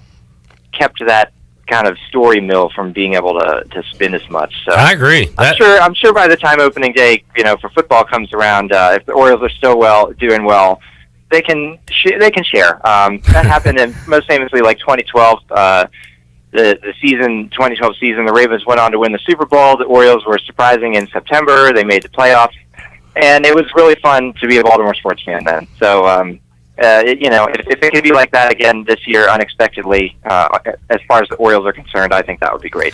Talking to Mark Brown, CamdenChat.com. That's a good point too, Mark. I am a hypocrite when it comes to I've trashed preseason football for the last decade, and now I miss it and want it back. So, but you're right. I'm not going to judge, but I'm always like, what is the point? Like, the starters get their 2 series in, and then it's whatever. Yeah. But I'm the same level of grump about baseball preseason too. Like once you get to the 5th inning and they put in like the single A guys, I'm just like, I want real baseball. I'm ready for real baseball, and this isn't it. Yeah. I guess I kind of get the same way about preseason football. Mark, what you got going on right now at CamdenChat.com? What can folks check out there? Well, we're trying to enjoy this hot start, and we've got an article today about Anthony Santander, the team leader in home runs, who's been doing really well. We've got another post in our ongoing Top 50 Orioles of All Time countdown. Today, we're looking at our number 30 guy, who, and a really long-time O's fans will remember from the late 60s and early 70s, outfielder and infielder John Buford, one of the key, although kind of less heralded players of the 3 straight World Series appearance for Orioles from 69 to 71. And we'll be covering tonight's game. Hopefully the Orioles get back in the win column. And got a quick question, Mark, from Chad. He's a resident O's fan, chiming in on Twitter. He says, does Mark think the O's make any trades this season? I mean, that's kind of a weird deal. Will anybody be active at the deadline? Do the Orioles in particular stand pat, or do they actually try to do something here if they're close to making the playoffs? It's interesting to think about that. It's like, you really would want them to keep doing this as long as they're succeeding. The thing about the Orioles is, at least right now, and this could change before the trade deadline, you look at the starting lineup, and like the only guy where you're like, get him out of here is Chris Davis, and he's got, if you're really into Orioles prospects, everyone, well, not everyone, but a lot of people want them to call up Brian Mountcastle. So it's like, if you're going to shuffle trade for anyone to replace him, it's just call up Brian Mountcastle.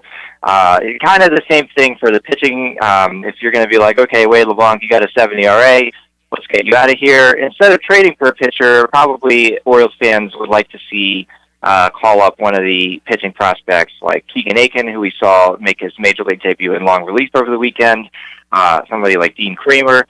So for me, I don't know that I really want to see them make like a big acquisition. Just kind of, I guess what I would like to see is have them not trade away more guys and just kind of ride out what they got and see what happens. That's probably my hope. And hopefully that'll keep being better than people think. All right. There you go, Chad. There's the answer to that question. And Sean Armstrong, once again, folks know from his ECU days pitching for the O's. And, up and down, I guess. He's had some success this year, though, Mark. Yeah, there's a few guys. I'm sorry I haven't even mentioned the bullpen yet, but there's a few guys in the bullpen, and he's one of them, who have really looked like different versions of themselves than we've seen previously. And, maybe some of that is, it was you had a full off season and all this time, delayed over COVID for the kind of the Mike Elias analytics regime to sink in on some of these pitchers. And Armstrong is really one of them so far. I mean, he's got... He's only allowed, 2 earned runs in 10 innings pitched. He's struck out 11 batters. He's only walked 2 guys. I mean, those, he'd had command problems last year, and, maybe he's unlocked something. So him and Tanner Scott is not allowed a run yet this year. Knock on wood. I hope I haven't jinxed him. Michael Gibbons is yet to allow a run. You got Travis Lakins has only allowed 3 runs in 10 innings, so it's just like this is a bullpen where maybe you would have had high hopes for like one of these guys. Like probably I was thinking, okay, maybe Michael Gibbons can pitch well, and then he'll get traded to a contender, and they'll get a prospect back. But now it's like, oh, well, geez, this bullpen has done pretty well so far. So, again, it's something where you can hope, okay, maybe these guys actually figured something out, and they can be, part of a good Orioles situation. And Armstrong is absolutely in that group, so I hope he can keep continuing to do that. Good news for the former Pirate. Mark, always enjoy the chat, man. Have a great rest of your week. Good luck to your O's. You can hear me right here, folks, on Pirate Radio, and we'll talk to you again down the road, man. Thanks, Clip. Take care. All right, have a good one. There's Mark Brown, CamdenChat.com, joining us on the Fixed NC Live Line. We got O's and Blue Jays coming up tonight, 7:30 right here on Pirate Radio. We'll take a timeout, come back, and have more for you on a Tuesday edition of Pirate Radio Live. We're back with you after this.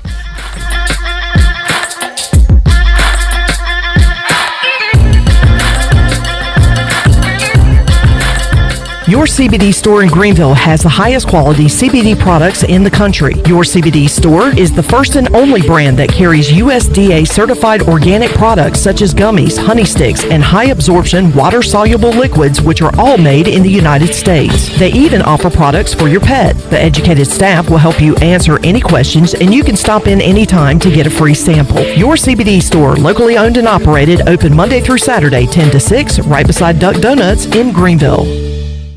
Domino's week-long carry-out deal means you can carry out 3-topping pizzas for $7.99 each every day. That's right, $7.99 each, and every day means any day. But just in case there's any confusion, we've set up a helpful website to confirm if today's a day you can carry out 3-topping pizzas for $7.99 each at Domino's. Just go to howaboutoday.com to find out if Domino's week-long carry-out deal is valid today. Spoiler alert, it is. Carry out only. You must ask for this limited time offer. Prices, participation, and charges may vary. Excludes extra large and specialty pizzas. Crust availability varies by size.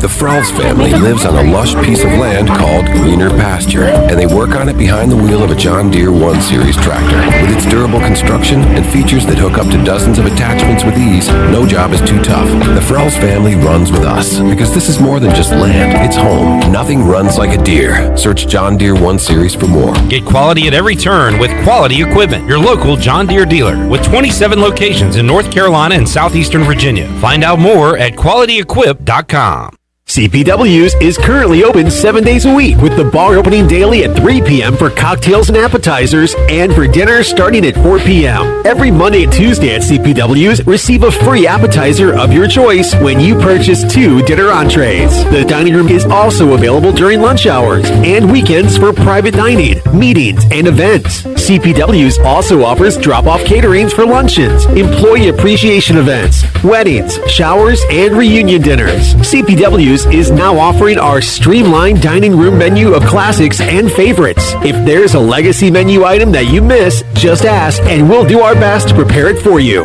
And for carryout, try easy online ordering at cpws.biz and save 10% off your order just for trying it out. Come see what we're all about. Ensburg Road and Arlington Boulevard in the Stanton Square Shopping Center, Greenville.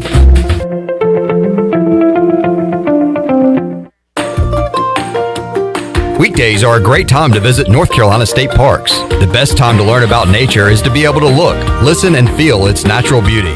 A visit to the North Carolina State Parks is perfect for homeschoolers, scout groups, and teachers looking for a fun field trip during the week. You'll be amazed at all the natural wildlife you'll see when you experience the beauty of each North Carolina State Park. Visit ncparks.gov to get all the information on the closest park near you.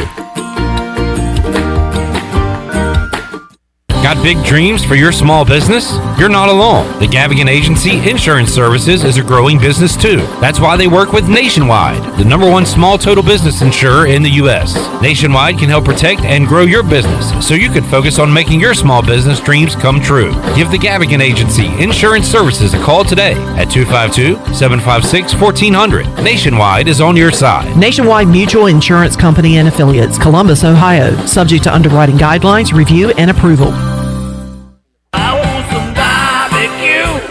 Some barbecue. While you're sleeping, our whole hogs are slow cooking over wood to create that bite that Eastern North Carolina is known for. I'm Sam Jones, and for more than 3 generations, my folks have been the torchbearers for what whole hog barbecue is supposed to be. At Sam Jones, you'll find plenty of smoke, but no mirrors. Everything, and I mean everything, is made fresh daily, including our sides, sweets, and sauces. Come on over and see us at Sam Jones Barbecue, and I bet you'll be able to taste our passion in just one bite. Sam Jones Barbecue, Fire Tower Road. Hi, this is Phil Steele of Phil Steele's College Football Preview Magazine, and you're listening to Pirate Radio, the voice of Pirate Nation.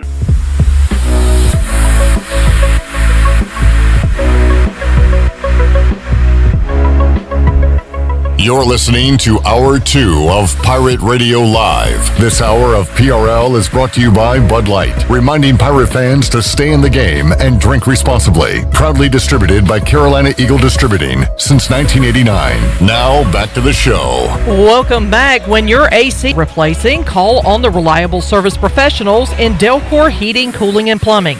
Go to DelcorInc.com or call them at 252-321-8868. Delcor, the service professionals in Greenville, North Carolina. And as we head back into Pirate Radio Live, an interesting tidbit that just came out of Ohio. The governor of Ohio just announced that he is clearing the way for football to take place in the state of Ohio, which means the Cleveland Browns, the Cincinnati Bengals, the Cincinnati Bearcats, and all Ohio high schools will be cleared to play at their regularly scheduled time, except for, wait for it, Ohio State. Wow. Oh, those Buckeye fans have to be going nuts right now. Yeah, between the Buckeye fans and, Jim Harbaugh already losing his mind over there in Michigan because they still haven't opened things up. It's going to be a rather interesting football season. Yeah, and I saw that today where they were going to allow high school football, and of course you throw in the MAC schools as well, not playing Ohio, the Bobcats, Miami of Ohio, right, and but Ohio State, the big one, who, if all things are set to go as they are right now, Ohio State will be watching the Cincinnati Bearcats and the Cincinnati Bungles playing this fall and not participating. So.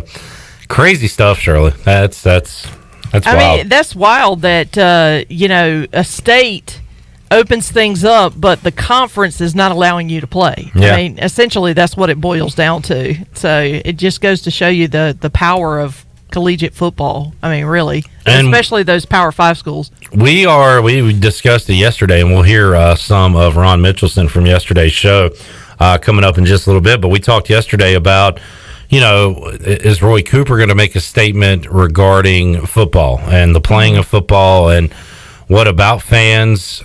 Because, again, it affects ECU, it affects the ACC schools, it also affects the Carolina Panthers, who have a home game coming up in less than a month, where they'll take on the Raiders week 1 at Bank of America Stadium. Will they be allowed to have fans? So the phase 2 runs until September 11th. That is the, most recent statement that's come out. Correct.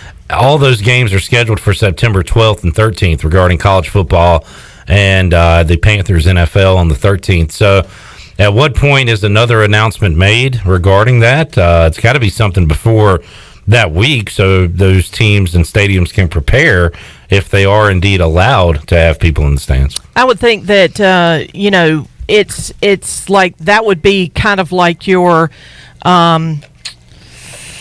what's the word I'm looking for? I guess you could say your finish line, but they can always change that between now and September 12th. Yeah. I mean, if the numbers were to drop dramatically between now and September 12th, I mean, that could change. I mean, as a matter of fact, I was just looking a little while ago, the Patriots announced that they're not going to have fans in their stands.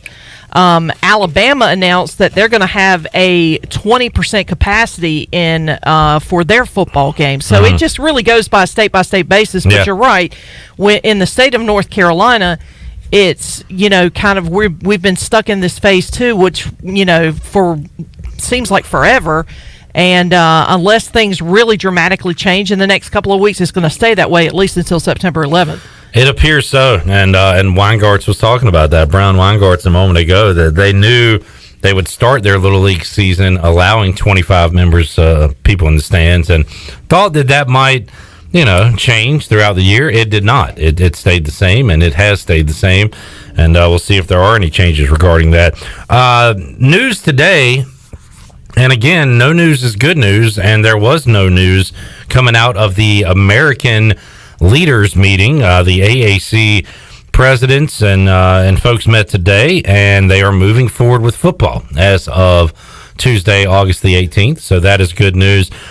We talked football and, of course, big picture items with Ron Mitchelson yesterday on Pirate Radio Live. If you'd like to hear the show in its entirety, you can check it out online, or you can watch it on Facebook Live or on Facebook and also YouTube from yesterday. But I figured we'd just go back and listen to the football portion of the show, because that's what a lot of people tuned into Pirate Radio are wondering about. So here was the Q&A session with the interim chancellor at ECU, Ron Mitchelson, regarding football. All right, let me ask you a question that a lot of folks, especially in our audience, want to know the answer to. And I will preface this saying, I know you're not a genie and you can't look into the bottle and give me a definitive answer, but give me, as we sit here today, live on the program, what your gut feeling is. Will ECU football be played in Greenville, North Carolina? That's a multi-million-dollar question right there, Troy. More ways than one, right? So I want it to happen. John Gilbert wants it to happen. Mike Houston wants it to happen. The players want it to happen. I'm betting on it happens, right? I think moving the Marshall game to the 12th was the right thing to do. I think that bought us some time. So I'm good with that. I think if we can keep this curve relatively tame, then we'll be playing football. We have a 2-hour meeting tomorrow morning, by the way, on this topic. All the stories I see nationally, it's all the conference, the school presidents really making this decision within each conference. You're the school president here. What are your colleagues in the conference talking about when you talk to them? It seems like the American seems united. I'm on the outside looking in. You're talking to these folks. Tell us what you're hearing when you talk to your colleagues in the conference and across the nation. I think that's a fair assessment. United and uniform in wanting to play the season. So that's what I hear. We spend a lot of time listening to the medical director. I can't remember his name. He's down at Tulane. Dr. Stewart down at Tulane. Is he your main advisor for the conference? Yeah. And of course, there's representation on that medical advisory board from every institution. So far, there's been strong unanimity on this, that we can do it and we can do it safely. And I think that's exactly what the meeting tomorrow morning is. 2 hours scheduled, and we'll be hearing from medical experts on what the potential dangers are and why it makes sense to continue. The conventional wisdom in the sports media is if the SEC moves forward and plays, the ACC is going to move forward and play, which kind of green lights in many ways the American to move forward and play. That if for some reason the SEC was to call it quits, it could put the halt on everything. So is that kind of the feeling that, hey, look, the Big Ten and Pac-12 maybe are on an island right now, but everyone else that's left really wants to move forward with this? Yeah, I think that's fair. And I think we would just want to make sure we were going to do it for the right reasons, right? That the medical evidence is pretty clear, that this is a low risk kind of environment for our student athletes. I like a lot of people, I believe that they're safer with us right now. It's not a complete bubble. It's certainly not. It's not hockey. It's not the NBA. But they got a lot of protection, and they got a lot of folks with them, charting and monitoring. And testing. Yes, that they wouldn't have if they weren't here playing football. Absolutely correct, yeah. And when you talk about the medical effects, and I read a lot, and I don't know if I believe what I read or not. You just never know. But some of that is you hear about the long-lasting effects, the long-term effects. Is that some things you're kind of talking about when you talk about your medical advisor there? Yep. So I think there are two elements there. One is heart, right, and potential damage to heart through an inflammation, and the other one is permanent lung damage. Mm-hmm. And so those are the two things that our medical advisors focus on. All right, when it comes to football, there's obviously you can't do it without the coaches and the players. Yep. And then the second part is the fans. is it almost unrealistic at this point to expect fans in the stands? The state is in phase 2.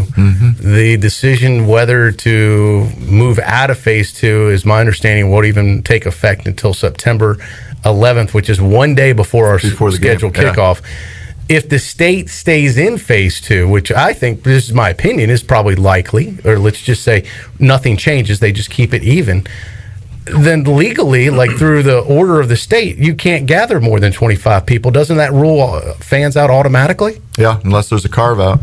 I mean, we haven't heard about a carve out for collegiate athletics or professional athletics for that matter. We'll be talking with our local public health official, Dr. John Silvernail, about if we're given a green light on the 11th, what kind of capacity do you think we should be shooting for? I mean, is that a 20% capacity? Is it a 33% capacity? What's that possibility? And John Gilbert's mentioned before, if it was possible, what they do. So I'm sure those conversations have come up. Yeah. You're just saying, if we can, what is your recommendation for what we do? Yeah. Kind of thing. And it's hard, too, because you've got to have all these contingency plans because you may not know officially until a day or two beforehand. Yeah. So thanks for reminding me, Troy. It's hard to get the stadium ready for, in a day. So you either have to plan for it or you just have to say, hey, it's not going to happen. And if you look at the deadlines, we're in phase 2 till September 11th, correct? And ECU, along with Wake, and I think the Panthers play at home that weekend too. Yeah, like a bunch of we're not alone. That's September 12th. No. Everybody's in the state has the same issue, but I think they need to come up with some type of resolution for these football teams to say, look, you can either have an exemption, and here's your exemption. You can have this many people spaced out properly, or you can't have fans at all. I do feel they need to come out with some type of statement relatively soon, because leaving you guys in limbo doesn't help either. Well, and so the one thing that we can do is the scenario planning stuff, right? Like we can sort of design something for a 20% stadium, for a 33% stadium. We can design that and go through those motions so that at least when they're ready, we're ready. So that's been going on. John and his team have been doing that. Obviously, the football program at East Carolina, just like every other university, is a major fundraising apparatus, and it brings in millions of dollars to the program through whether it's through ticket sales, concessions, donations, you name it. If that doesn't happen, the losses were already steep before this COVID thing hit. And we've been talking with you ever since you were even appointed chancellor. And the past few years has been a rough road for ECU athletics financially. Yep. What does this? I'm hearing now that anywhere could be north of a $20 million loss without football, and even if they play football but no fans, it's almost the same net loss because you have no revenue to bring in, with the exception of maybe whatever you could get from the TV money from the conference. Right. But you lose all your other revenue streams. How big are you guys projecting the potential loss if there is no football or limited football with limited fans, I should say? Yeah, so I mean it varies, and you've got the magnitude about right. You're probably in the $10 to $20 million range. Could we survive that a year? Yeah, I mean, John's going to have some very difficult decisions to make, right, in terms of adjusting as best we can on whatever that looks like, furloughs, for example. So it wouldn't be pretty. It would not be pretty. And would we survive it a year? Yes, we would. I mean, we would survive it a year. It's not sustainable. All right, there's Ron Mitchelson from yesterday talking about the likelihood of football, the likelihood of fans, the economic impact this would have if you can't have a season, or can't have a season with the stadium packed at Dowdy Ficklin Stadium. So just still, we follow this day to day, hour to hour, and right now we are on the positive, optimistic side, as it appears that the AAC is moving forward with football. Although surely it also, we'll talk about this with Igoe in the 5 o'clock hour. It's almost like we're following SEC news as much as AAC news, right? Because of course, if the SEC is going, we're going with them, right? Yeah, and absolutely. I think everybody else is. Well, I mean, everybody knows the SEC is the big dog when it comes to college football. So if the SEC is planning to play, we talked about this just a few minutes ago about Alabama. They're going to have a 20% capacity as far as crowd sizes inside their stadium. No tailgating, though, but they will have fans in the stands. So if they are planning to put protocols into place to have a 20% capacity, then at this point, obviously we can't do that right now because of governor's orders, but if we get to that point, I'm sure that John Gilbert is going to make the necessary decisions as to what we're going to see in the stands when we get to that point. We just got to get there first. But right now, I just want to get to kickoff between ECU and Marshall at this point.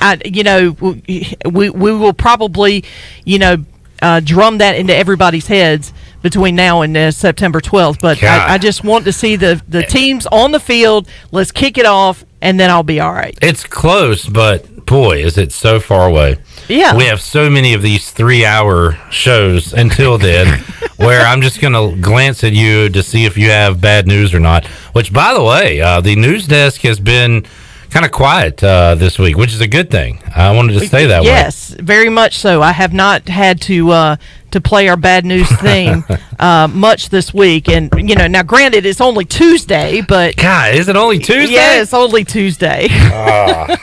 Hour 2 of Tuesday. I feel like we've been here a week. It's like that old meme says, it's been a hell of a week, said someone in the middle of Tuesday. Yep. But, here we are. Here we are. All right, let's get a break in. We'll come back, have more for you on Pirate Radio Live. Stephen Igoe set to join us in hour number 3. By the way, Mike Houston does have a Zoom scheduled for today. It'll be after our show concludes in the 6 o'clock hour. So we'll have that up for you on our social media sites on Twitter, Facebook, Instagram. You can see and read what Mike Houston had to say following another ECU football practice. The guys are hard at work, and they'll have another scrimmage coming up this Friday, their third scrimmage of the fall coming up this Friday. So a lot of ECU football talk on tap with Igoe, and more to go in hour number 2 when we return after this.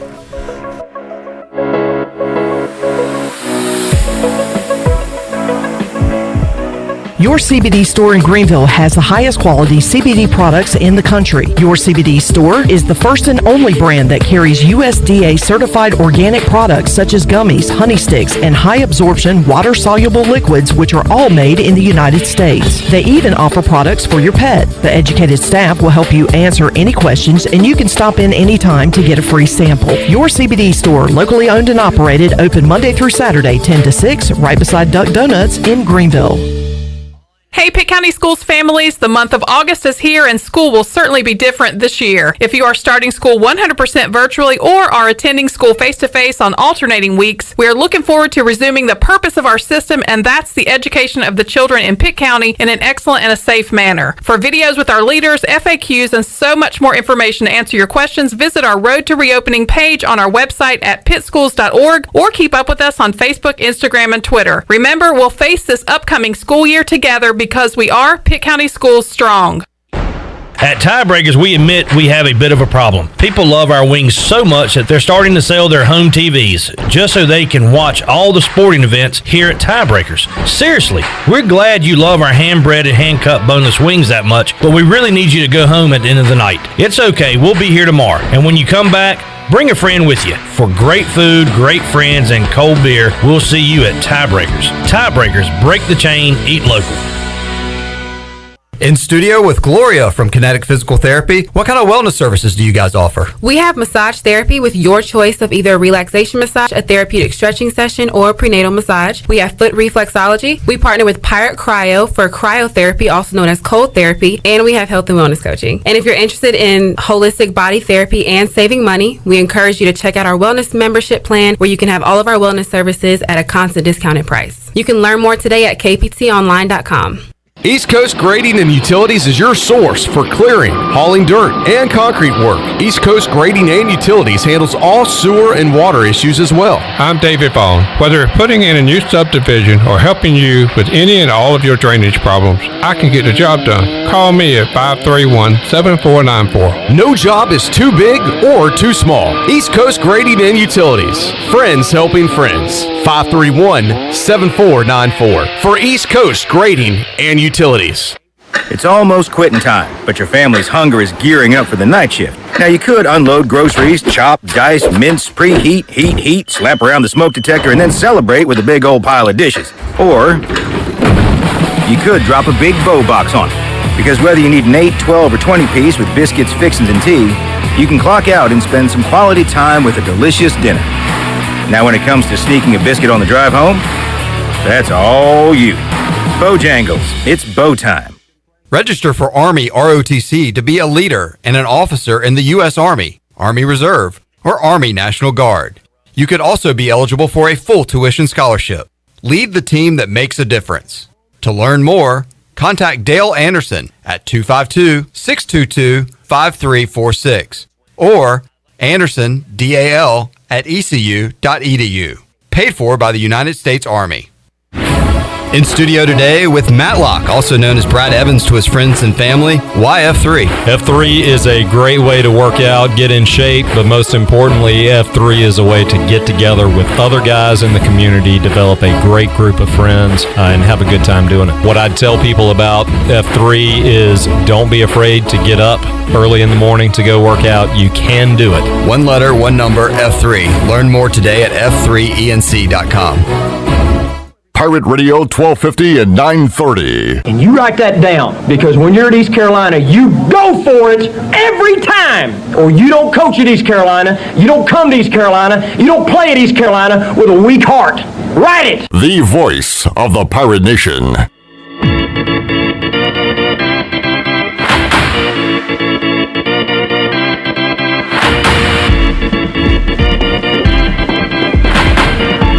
You're listening to Hour 2 of Pirate Radio Live. This hour of PRL is brought to you by Bud Light, reminding Pirate fans to stay in the game and drink responsibly. Proudly distributed by Carolina Eagle Distributing since 1989. Now, back to the show. Welcome back. From sales to service, Greenville Auto World has all your vehicle needs covered. Shop all of their inventory now at greenvilleautoworld.net.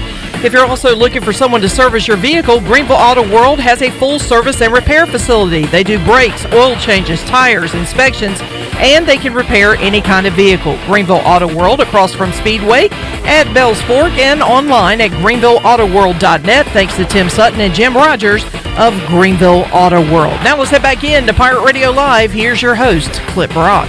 All right, thank you very much, Shirley Rhodes. Welcome back into the program. Chandler doing the video production on today's program. Intern Stefan here as well. Stephen Igoe. Stefan Igoe will be here coming up at 5 o'clock as we will talk all things ECU football, get a practice update, and talk about the landscape of college football, who's still in, who has dropped, and any breaking news that we will have to give you, which has kind of quieted down. It was some rough waters last week, but it's been pretty smooth sailing since the middle of last week when it comes to college football news. Shirley, did you see the story about the homeless man who was living in a stadium? Yes, I actually did. He lived there for like 2 weeks, and nobody knew he was there. A Tampa Bay man left in a luxury suite. He lived there for 2 weeks, as you said. He stole up to $1,200 of merchandise and food while living in the luxury suite. Now, $1,200 of items and food, but they broke it down even more. The man stole up to $1,000 worth of merchandise. Okay. And $200 worth of food items. So I'm just trying to think, if that was me and I was there, yeah, I'd want some cool gear, but I probably would have stolen a lot more of the food than I did the merchandise. But apparently this guy was like, he had his wardrobe set out for every day he was there. Pretty much. Yeah. I mean, the only thing I can think of is maybe, a lot of those facilities, they're locked up, and maybe the food that he had access to maybe was more low like dollar items. Yeah, your low dollar items, or maybe stuff like chips or something like that, where you couldn't necessarily cook a meal because some of those facilities, they lock those cooking. So he wasn't cooking apparatus. like stadium dogs or anything.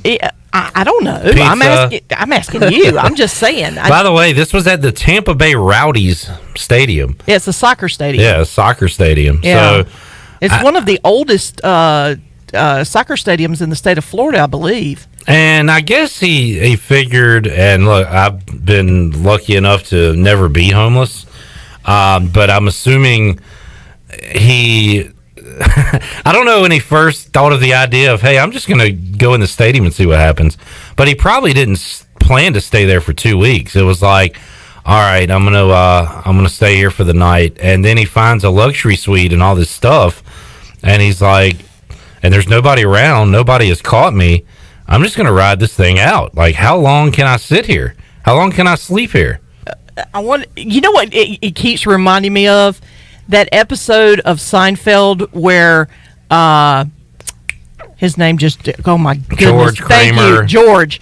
George was taking naps under his desk at Yankee Stadium. Yes. That's what is reminding me of. He's just kind of like, I'm going to see how long I can ride this thing out. He had a carpenter come in and actually make him some shelves and an area under his desk. That was awesome. Yeah, so I'm thinking, what if that was kind of his mindset? He was like, I got away with it for a couple of nights. Let's see how long it's going to be. I mean, nobody knew how long this pandemic was going to last.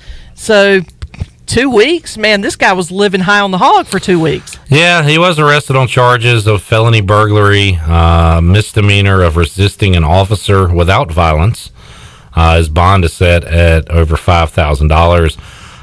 So the police officer said it's very unusual, and it's the sort of thing that probably would only happen during COVID, because under normal circumstances, the stadium would be full of people, and luxury suites would be in use and cleaned regularly. But with nothing going on there, he decided to make himself at home.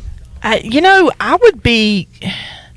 wonder what was in that luxury suite. Just simply because if you're going to sit there, if you're going to stay there for 2 weeks, do you have access to a television? Do you have access? You know what I'm saying? Yeah. Like, I would kind of get bored if I didn't have access to certain things. And unless you want to wander around the stadium all day long. Can you control your air in your own suite?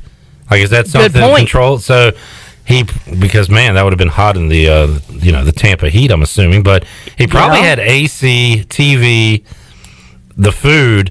That's a lot of merchandise too. $1,000 worth. I know these teams, mark up all their T-shirts like $30 probably. But he went through a lot of clothes there too. Hats. I'd have got every hat in there for sure. Well, I mean, if you can't control the AC and you're sweating a lot and you want a fresh set of kicks to throw on, you want some fresh threads so you're not so hot. His all the shirts as like towels and stuff and pillows. I mean, he could. I mean, there's no telling. I think that I just think it is kind of interesting. I mean, I'd love to know how he got in there. They are the Tampa Bay Rowdies. I think that they should make this guy their official mascot now. Call him Rowdy. Yeah. Let him go out the game like at middle of the pitch. He non-violently resisted arrest. Yeah, I mean, he's kind of rowdy. Down on his luck. I mean, of course, make him pay back. Make him do community service by becoming like an unofficial mascot. By becoming a mascot. I'm down with it. Rowdy in human form. Did they release his name? Yes. His name is Daniel Albert Neja, Neja. Okay. Neja, I don't know. So Rowdy Daniel? Rowdy Danny. 39 years old. 39 years old. Okay. All right. This is tell you what, I did not do good in that Bucks game earlier today. This could be me a year from now. Staying up at the Town Bank Tower, Shirley. You hiding out in Town Bank Tower? Yeah, it could be. I mean, it's been done. Yeah. Not in Town Bank Tower. I'm just saying it's been done in general. That was an interesting story I saw earlier today. As far as football news, Shirley talked about it a moment ago.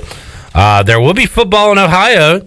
The Cincinnati Bearcats, of course, one of those teams, and ECU goes to Cincinnati, I believe, this year. Of course, you've got the Bengals, but no Ohio State, no MAC. They will be playing high school football in the state of Ohio, but no Ohio State football. I still don't know, and we had Brian Weingart's Michigan guy in here earlier who said he's still hopeful they'll play, but I don't know how the Big Ten backtracks. I know, Shirley, you want to see rogue teams, as Iowa has done 100 years ago. But, man, there's going to be – I keep going back to that mental image of Harbaugh, Ryan Day, Scott Frost flipping on the TV Saturday and seeing all these teams playing and them having to sit at home. And then just fuming. Well, I know that I was reading a report. I can't remember. It was a quarterback for one of the Big Ten teams. His father was actually getting on a plane to fly out to discuss with, and what's interesting about this whole thing with the Big Ten is that they have been very, very tight-lipped about the information they received that led to their decision to not play in the fall. And they have not been very transparent about it. And I think that's why a lot of people are upset, because they are like, well, all these other leagues, these conferences are deciding to go with it. The AAC is going through it. SEC is, ACC. So why did the Big Ten just up and decide we're just not going to do it this in 2020? We're going to wait till 2021. And, but if they are relying on medical information, what information did they have that these other conferences didn't have that led to that decision? If we need to know something, let us know, right? Yeah, and that's where I think a lot of people have a bone of contention with the Big Ten about, because they're not talking about it, and all the university presidents are being very tight-lipped about it. And I know that one of the quarterbacks from one of the individual schools, and I can't remember which one, his father actually flew out this morning to try to convince the Big Ten to reconsider their decision. He was like flying out to the headquarters. Yeah, he was flying out to the headquarters. So who knows? I mean, it's not a good look if they backtrack, because then you're like, well, what led you to make that decision so quickly if you're going to backtrack? It's just not a good look. And it's like Half-Baked when Jim Brewer's character gets fired and he's like, who's coming with me? Yeah, and it's like nobody walks out. It's like a complete knee-jerk reaction, but who knows what's going to happen? And then you have the big question of, okay, so if Michigan and Ohio State wait until the spring to play, then who is your national champion? Do you do like two completely different national champions? Do you do one for spring, one for fall? I mean, how do you break that down? As a football fan, and as somebody who needs games too for employment, I don't really care about the championship stuff. I just want games. I don't care either, because I don't like the way it's set up. I mean, I'm more. Yeah, that's true too. A lot of people are happy to see these championships go away. Even though I know it's almost virtually impossible by some people's standards. I'm old school. I like the way the tournament is set up for basketball. I wish football could do it the same way, because I just feel like it would be much more entertaining. But that's just my personal belief in that. Saw Nick Saban say that, football in the spring could turn into JV, because something we mentioned, I asked Donnie Kirkpatrick about it yesterday. You'd have a lot of guys not only opting out for the NFL, but, I don't know. Do they want to play, maybe opting out for their fall season type of thing? Like, I don't want to play in this makeshift mini season. I want to play like the real season, like this fall. I don't know how many people would be so interested in playing that, but I don't see spring football working out in college. I just don't. I just think, and this is just me thinking out loud, I just don't think spring football is going to happen. I don't either. Simply because if you look at the logistics, it interferes with spring ball in your traditional spring ball sessions. It shortens your recovery time for your teams to turn around and start getting ready for a real season coming up later in the fall. And I just think that these conferences that are pushing it back to the spring are just giving people kind of like a little dangling carrot to get to the spring, and then they're going to go, yeah, we're not going to do it. I mean, that's just my personal feeling on this. I tend to agree with that. They don't want to come out and say, we'll see you in September of 2021. Yeah. They're kind of giving you some hope. And then I guess, and when Igoe was here last week, he had a coach who put out his giant plan of spring football. And I thought that was pretty good, that he's got an idea, something you can try to enforce and execute as far as a plan. But I don't really see it working out. Not for college football. Now, high school football, I can see that. I can see that working for high school football. Basketball is a little bit easier to manage because technically your conference games don't start until January anyway for most conferences. So, if you don't have basketball in November or December, it's not going to hurt you that much. But I just don't see college football being able to do it. Yeah, and I saw Coach K today, for you college basketball fans, say that the NCAA can't survive without with losing March Madness 2 years in a row. Yeah, losing the tournament. And if you think that the SEC carries weight in football, maybe it's good that Coach K is already coming out talking about college basketball, because they're going to need some people on their side to say, hey, we need a college basketball season. Well, I think the ACC is king in basketball. So, yeah, if Coach K says it. And Coach Calipari actually said earlier today he wants, several, your blue-collar it's not the blue blood teams is what I meant to say, but like your Kentuckys, your Dukes, your Carolinas. He named 4 or 5 teams. He wants them to go into, a bubble. And I don't know if you can necessarily do a bubble, but I mean, it would be interesting to see how they set it up. Finally, we're pretending that the college athletes aren't students. Yeah. We're not going to pretend anymore. We're just going to come out and say that at this point they're not. They are professionals. And yeah, they might as well be. And give them a little paycheck. How much is there any thought to the ACC is holding on to football because they know if they don't, they can't play basketball in 2020? They're saying, there's no doubt. If we go with football, that means we will have a much better chance of having a college basketball season. What if the ACC brass doesn't even care about football? They do, because they want Clemson to play, obviously, win a championship. But What if they really are just sticking around so they can potentially have a basketball season? Well, I mean, now I'm not sure. I haven't looked anywhere, but I know a lot of universities are, when they decided to bring students, we're going to go straight through, no breaks, and then everybody goes home in November. I know ECU was planning on doing that. I'm not sure how the other schools. If they do that, then I think you can have a basketball season because everybody's gone. You can essentially go into a bubble. So, yeah, I mean, I don't think the ACC is wrong in thinking about basketball season, because you can kind of, if everybody has gone home for technically the holidays or the end of the semester, you're going to have significantly less students on campus. Yeah, those are my least favorite games in a normal year, where we don't have a lot of fans at Minji's Coliseum, but it would definitely be positive this year with not a lot of people around. It would be a around. positive, although I have to say, I know a lot of people don't like the game. I love it, but that annual education day that ECU has, it's one of my favorites, and we're not going to be able to have that this year. Yeah. At least not now. We'll take a time out. Redbeard says anybody can be a champ if you hang the sign above your stadium. Ask UCF. So anybody can be a champion. Redbeard, well played, Redbeard. You're a well champion played. in my eyes. We'll take a time out. Come back. Hour number 3 of Pirate Radio Live on the way with Stephen Igoe after this.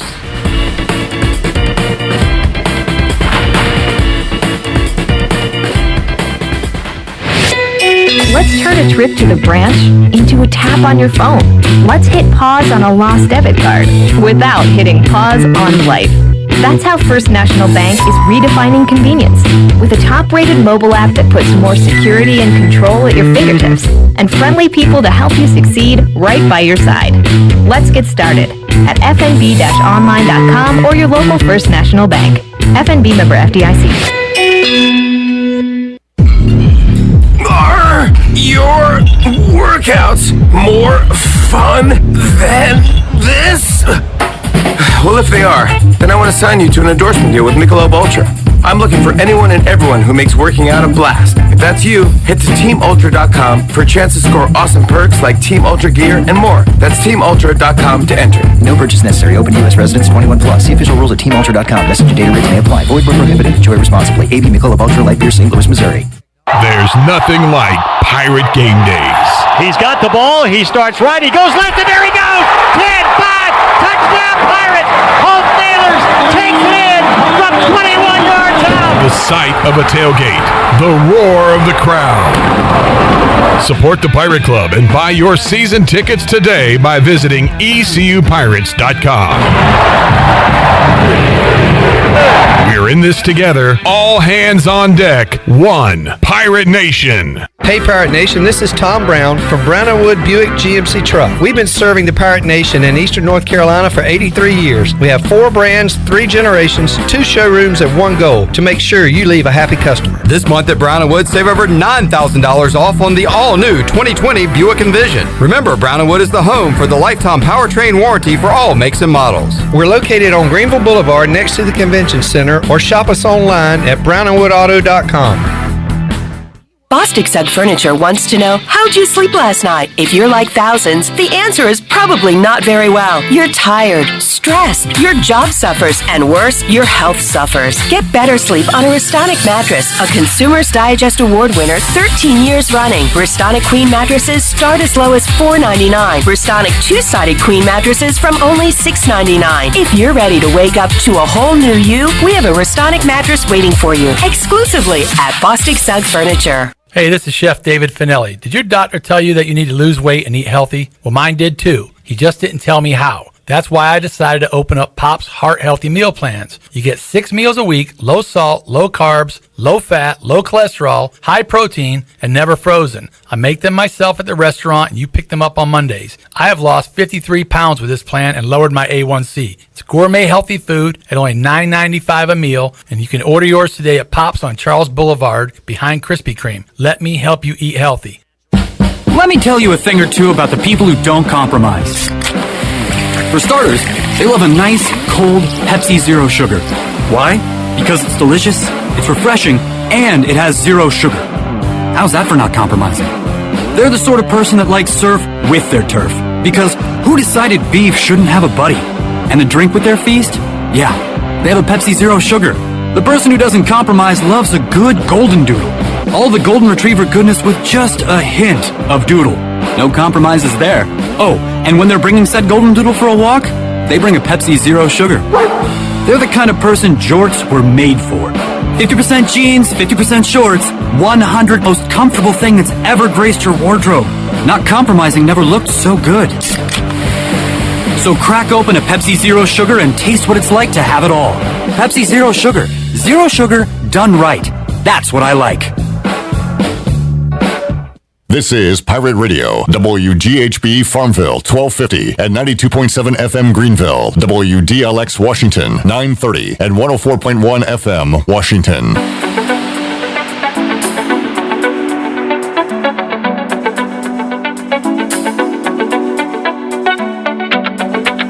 You're listening to Hour 3 of Pirate Radio Live. This hour of PRL is brought to you by First National Bank. With approximately 100 locations throughout the Carolinas, First National Bank is helping both individuals and businesses redefine convenience in banking. Visit us today at fnb-online.com. First National Bank, member FDIC. Now, back to the show. Hey, welcome back. Hey, Quality Equipment is your full-service John Deere dealer with 27 locations to serve you. Quality Equipment is open in Winterville next to Sam's Club, or you can visit online at qualityequip.com to find the location near you.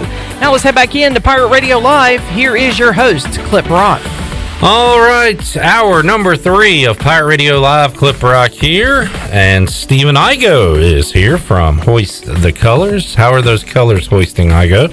They're being hoisted quite a bit these days. As long as we got football and the plan to play football, it's always exciting things to talk about, and we have that hope that we're clinging on to. So plenty of discussion going on the Hoist the Colors message boards with our community, and also just football in general. There's stuff to write about daily, which makes my heart happy. Yes, and we try to keep you up to date with not only the news surrounding college football, but with what's happening on the practice field, scrimmages, when we give you the Mike Houston cuts and Zoom conversations and things like that. And same deal going on at Hoist the Colors, Igoe. You're doing a good job of, mixing in practice reports and what players are doing and how they're looking and position battles, because that stuff's good to read. Like, it's hard to focus on it at times, but like you said, it does make your heart feel good when you're just talking about on the field stuff rather than everything happening outside of the field. Yeah, and the coronavirus stuff has been so talked about, and we have to discuss it just because of the obvious, and I write articles about it every few days. But our members subscribe for football related discussion. That's what I focus on, whether it's recruiting or in-depth personnel stuff. We really dive into it and give you kind of a deeper look than you find elsewhere outside of our position previews on Pirate Radio as well. But we really dive into it. That's the fun part for me. So that's been a joy to get back to. All right. I don't know why we just did a Hoist the Colors commercial live, but we did. That was disgusting. We will take a time out. Hey, you led the charge. I know, it's on me. It's my fault. Igoe had a good poll up today. We'll talk about that regarding ECU's schedule and how many games they play, because Marshall has added a game. We'll discuss that and a lot more when we return on Hour 3 of Pirate Radio Live after this.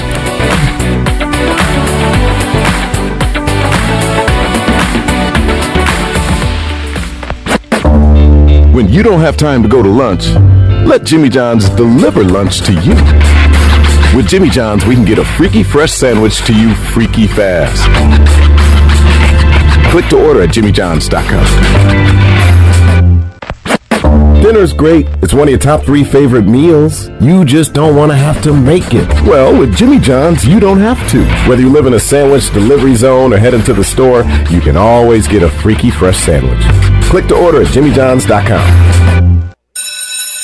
Back to school is here, and the Auto Store Group is committed to helping our customers drive the best quality pre-owned vehicles and is committed to caring about our kids and our community. This is Bryce Williams from the Auto Store Group, and right now during our Backpack to School event, every time we sell a vehicle, we'll be making a $50 donation to any local school that the customer chooses. The Auto Store Group, 3 locations, over 150 vehicles online at theautostoregroup.com, and most importantly, proud members of the Eastern North Carolina community for over 38 years.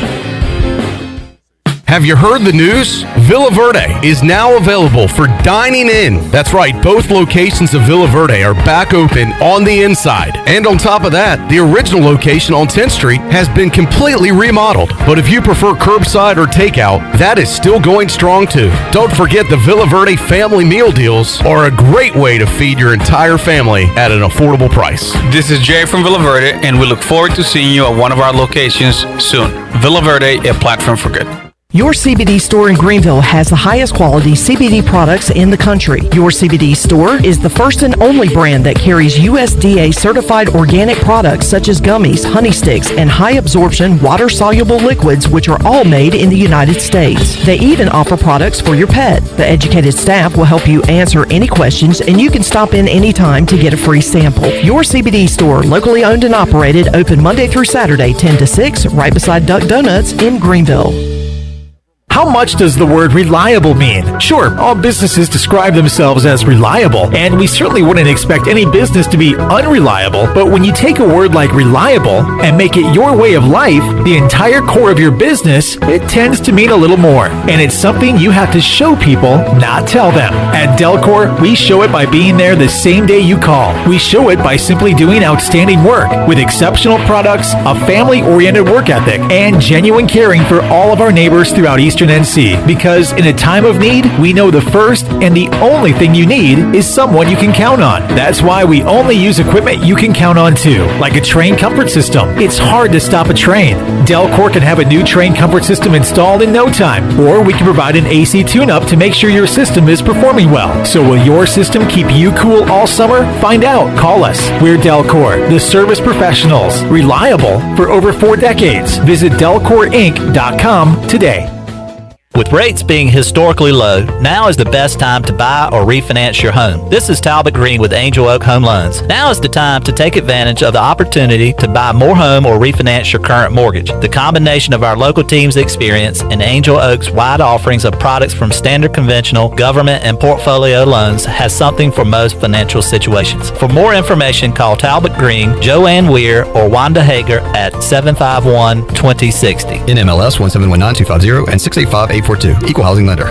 Looking for your next career opportunity or even just some extra cash to help pay for school? Your locally owned Dixon Foods McDonald's is hiring across eastern North Carolina. They offer flexible hours, competitive pay, and even financial support to pursue your education through McDonald's Archways to Opportunity program. With plans to provide more than 100 new jobs currently, we hope you'll visit DixonFoods.com to learn more. Dixon Foods, proud to be your locally owned and locally operated franchisee for McDonald's.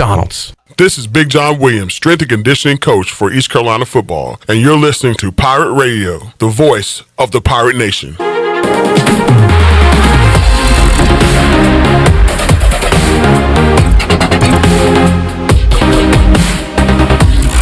You're listening to Hour 3 of Pirate Radio Live. This hour of PRL is brought to you by First National Bank. With approximately 100 locations throughout the Carolinas, First National Bank is helping both individuals and businesses redefine convenience in banking.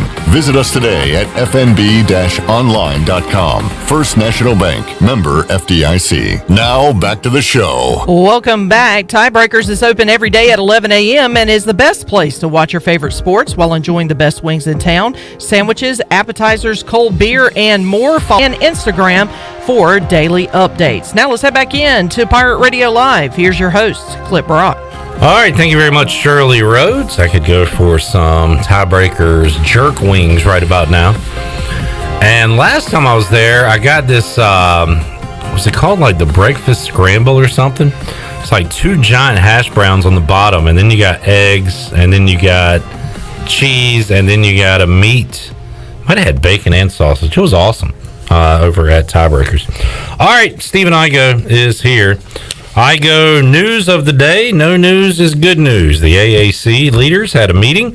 They are moving forward with football, according to Pete Thamel. And Ron Mitchelson joined us yesterday, talked about that meeting, and said they were talking weekly, presidents, chancellors at universities in the American, and also with their resident doctor, who was he said a doctor from Tulane, keeping him up to date on everything positive, negative, health, risks when it comes to coronavirus and playing football and things like that. But all systems moving towards a September 12th date for ECU and Marshall as we sit here right now.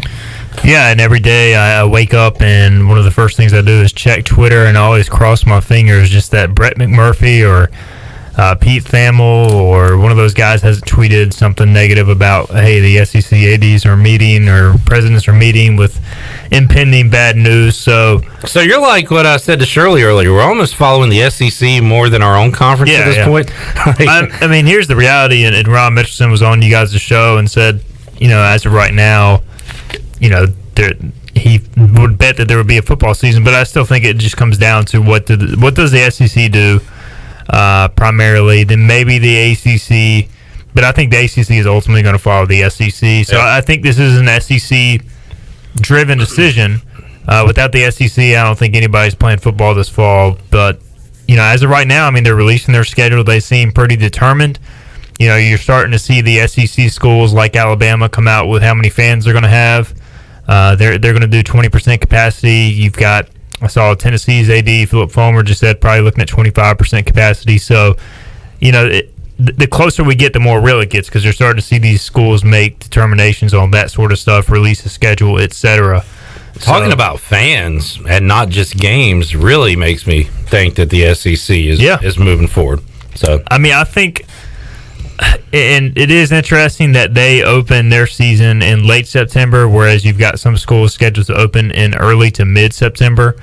Marshall now scheduled to play as early as September 5th, a week before the ECU game. So, that'll be interesting to see does the SEC sit back and watch some of the smaller school conferences, how they do it along with the NFL early on, and then react? And that's right. The SEC's playing after 2 weeks, 3 weeks of 2 weeks of the NFL. So I mean, that's something that will these other conferences ultimately try and push their seat. I've heard a lot. The ACC, they're scheduled to start that weekend in September around the 12th, I believe, and so. There's been some buzz that they want to push theirs back to match up with the Big 12 and the SEC, but, then they would have to eliminate a game or two. So I think, as long as there's not some crazy cases starting to rise across the country or in some of these areas, I still think we'll likely have a football season. Just going off what Ron Mitchelson said yesterday, it sounds like these medical advisors or, the advisory committees are informing the schools, hey, there's risk with potential long-term complications, et cetera, but the same risk applies to every student that is back on campus or that has coronavirus, whether they're in school or not. So certainly there could be litigation fallout down the road, but that's something that maybe these schools are willing to take a risk to try and play. I'm worried about dominoes at this point after what happened with college basketball, college baseball, and everything dropping to the pro sports, all dropping one by one back in March. And so it's nice when a Big 12 and Pac-12 can say we're not playing this fall, and the SEC and others stick in.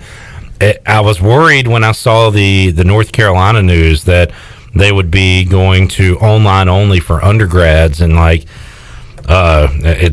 it's not a great optic look when you go on with football, but you can't have students there. I think personally it's great for football because there's less chance of having a positive COVID test if there's less people around, if there's not students, if there's not these giant parties, if there's not these clusters, which is a word we hear a lot these days. So it looks like North Carolina is going to keep moving forward, right, despite their announcement not to have undergrads on campus.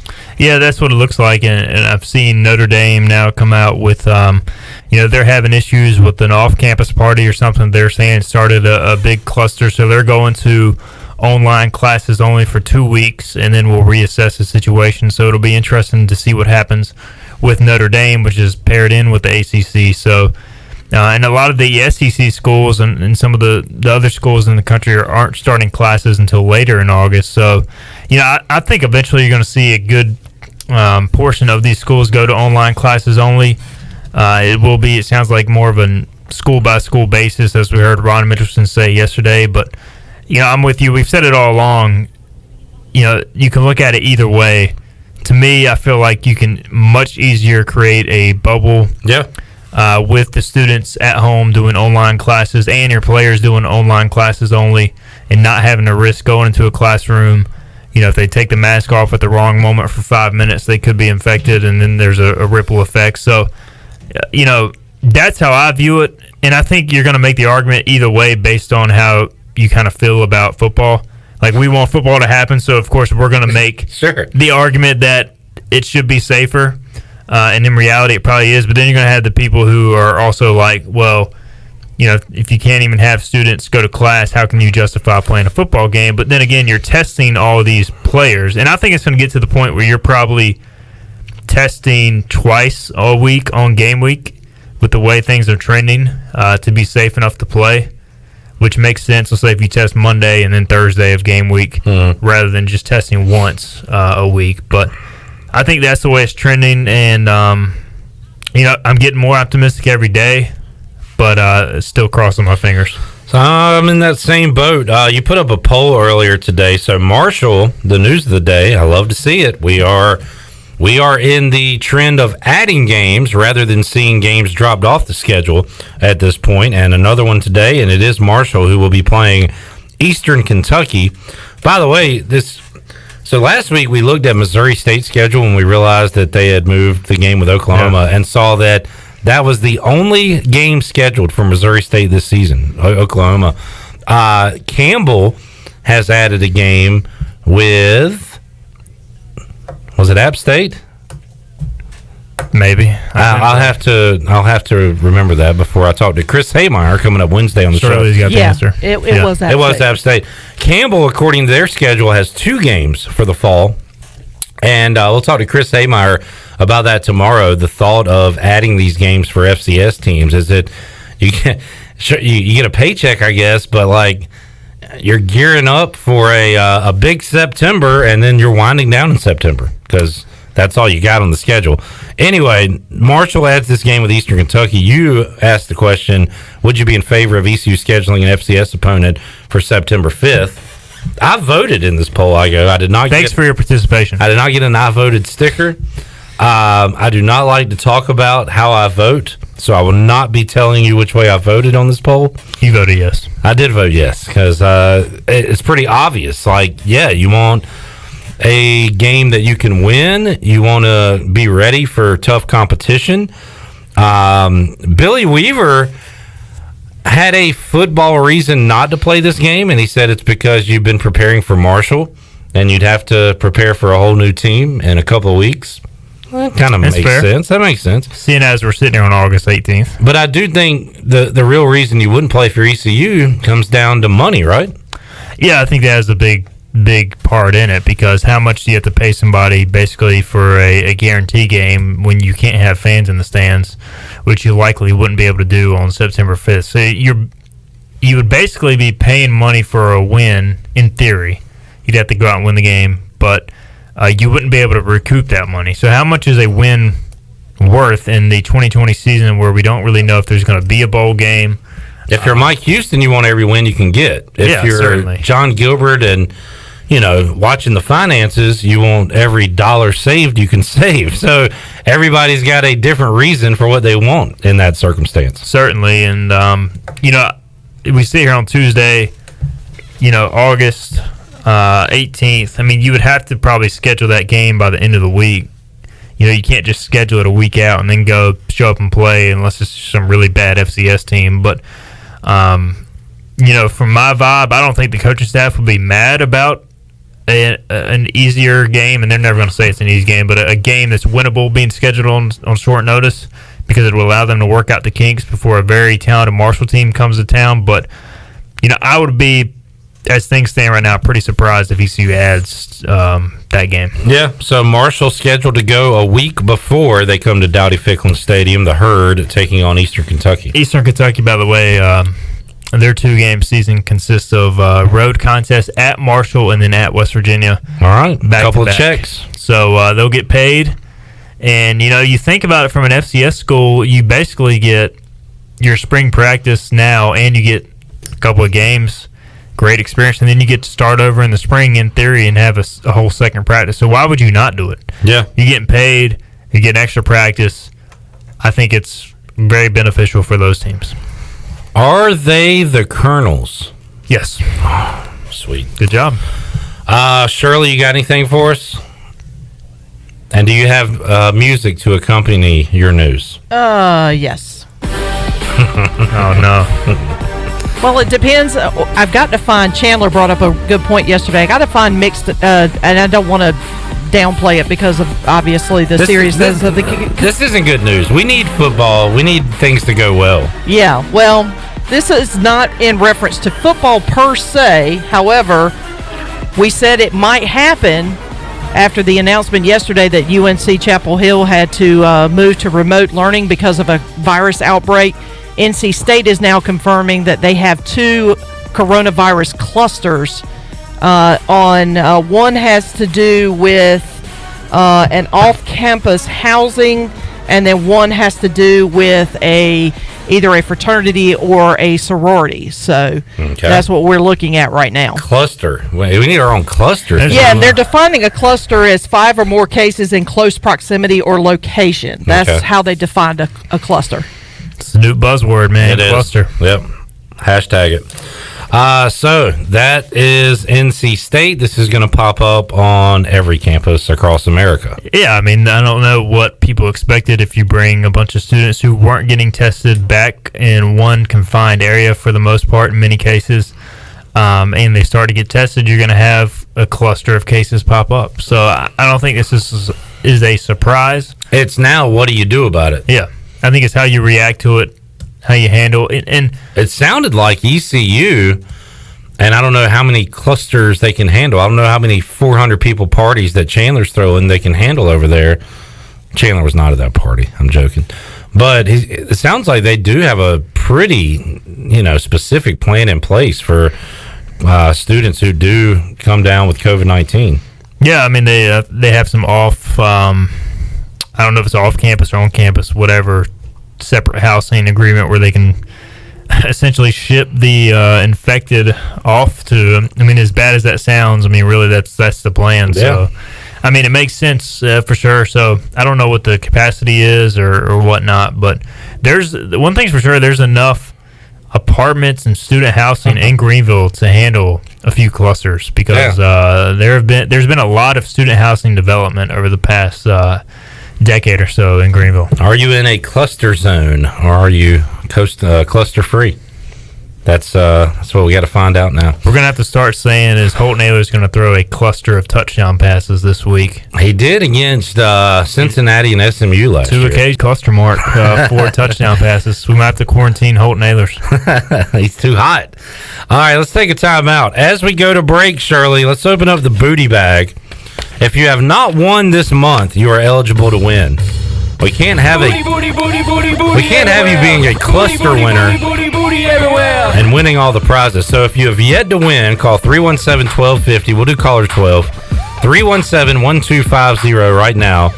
A shrimp taco lunch with rice and beans and, man, one of my favorite meals in town at Chico's right here in downtown Greenville. Shrimp taco, beans, rice, an awesome lunch for you at Chico's. Call 317-1250. Caller 12 is a winner for Mexican food and fun.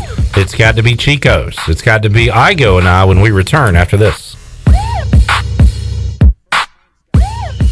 Hey Pirate Nation, this is Jonathan Ellerby, one of the proud owners and operators of Pirate Radio. As we launch into our 18th year in business, we have a lot of exciting new news to share with you. Our afternoon drive time show, Pirate Radio Live, has a new look and is now streaming every day from our brand new digital studio from 3 p.m. to 6 p.m. on YouTube and Facebook Live, on our website, pr927fm.com, and in your car on 92.7 FM in Greenville and 104.1 in Washington. The new and improved PRL is hosted by Clip Rock and Shirley Rhodes and will feature the latest breaking news, top-notch guests, and all your favorite Pirate Radio personalities like The Voice, Jeff Charles, Brian Bailey, Stephen Igoe, Billy Weaver, Brian North, Tony Collins, Bryce Williams, Ronnie Woodward, Morgan Ehlers, Mike Mullis, plus Troy D and myself. Give us a follow on social media at PR927FM for programming updates, guest alerts, and breaking news. Thank you for your loyalty and support, and I hope you enjoy the new and improved Pirate Radio, the voice of the Pirate Nation. My whole business just went up in flames, but my agent was there before the fire was out. We started a plan. I've got 25 employees who could be out of a job if we didn't get this place running again. My independent agent and auto owner's insurance, they made sure we didn't skip a beat. I mean, we didn't miss a single payroll. That's incredible. For whatever lies ahead, we're always there. This is Jeff Gibson with Town Insurance in Greenville. Call me today at 756-8300. Go Pirates! Know what I like most about my new phone from US Cellular? I don't know. That it was $700 off. What? Switch to US Cellular and get $700 off the latest phones. US Cellular. Choose fair. Promotional pricing requires an unlimited everyday or even better plan. New line, port-in, credit approval, qualified smartphone purchase, and comes via monthly bill credit on a 30-month retail installment contract. Taxes, fees, and additional restrictions apply. Does the idea of going to your local U.S. Cellular store make you feel a bit uncomfortable? Tired of the hassle of waiting and wearing a mask? Let Toby Williams and his outside sales team take away that worry. They will come right to your home or office and drop your phone off on the porch or at the front desk for you. Saving you time and worry is what the team at Cellular Warehouse is all about. Call Toby today at 252-799-7051 and let them help you with all of your wireless needs. Cellular Warehouse, your local U.S. Cellular authorized agent. This is Dr. Elizabeth Robinson with Orthopedics East and Sports Medicine Center. Our extended care clinic is open on Saturdays and Sundays from 10 a.m. to 2 p.m. at our office on W.H. Smith Boulevard. We treat a variety of urgent orthopedic conditions without an appointment. For more information, please contact us at 757-2663 or visit our website at www.orthoeast.com. Ahoy, Hey, mateys, to keep those cars clean, you need the Pirates Cove Fast Pass. The new Pirates Cove Car Wash on 10th Street is now open. The 10th Street location is offering Fast Passes for $9.99 for new Fast Pass customers. These Fast Passes will be good at all 3 Greenville locations. Visit us on Fire Tower Road, Memorial Drive, and now on East 10th Street. And coming soon, Haviland Express Lube and Pirates Cove Car Wash in New Bern. So we have you surrounded.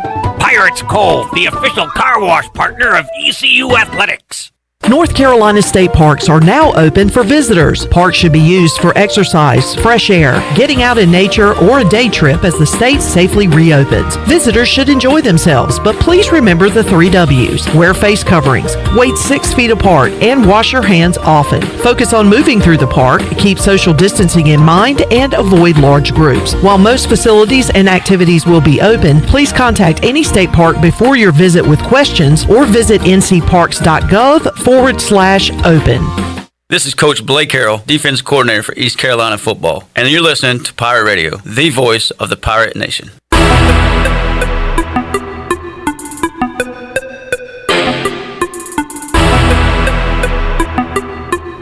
You're listening to Hour 3 of Pirate Radio Live. This hour of PRL is brought to you by First National Bank. With approximately 100 locations throughout the Carolinas, First National Bank is helping both individuals and businesses redefine convenience in banking.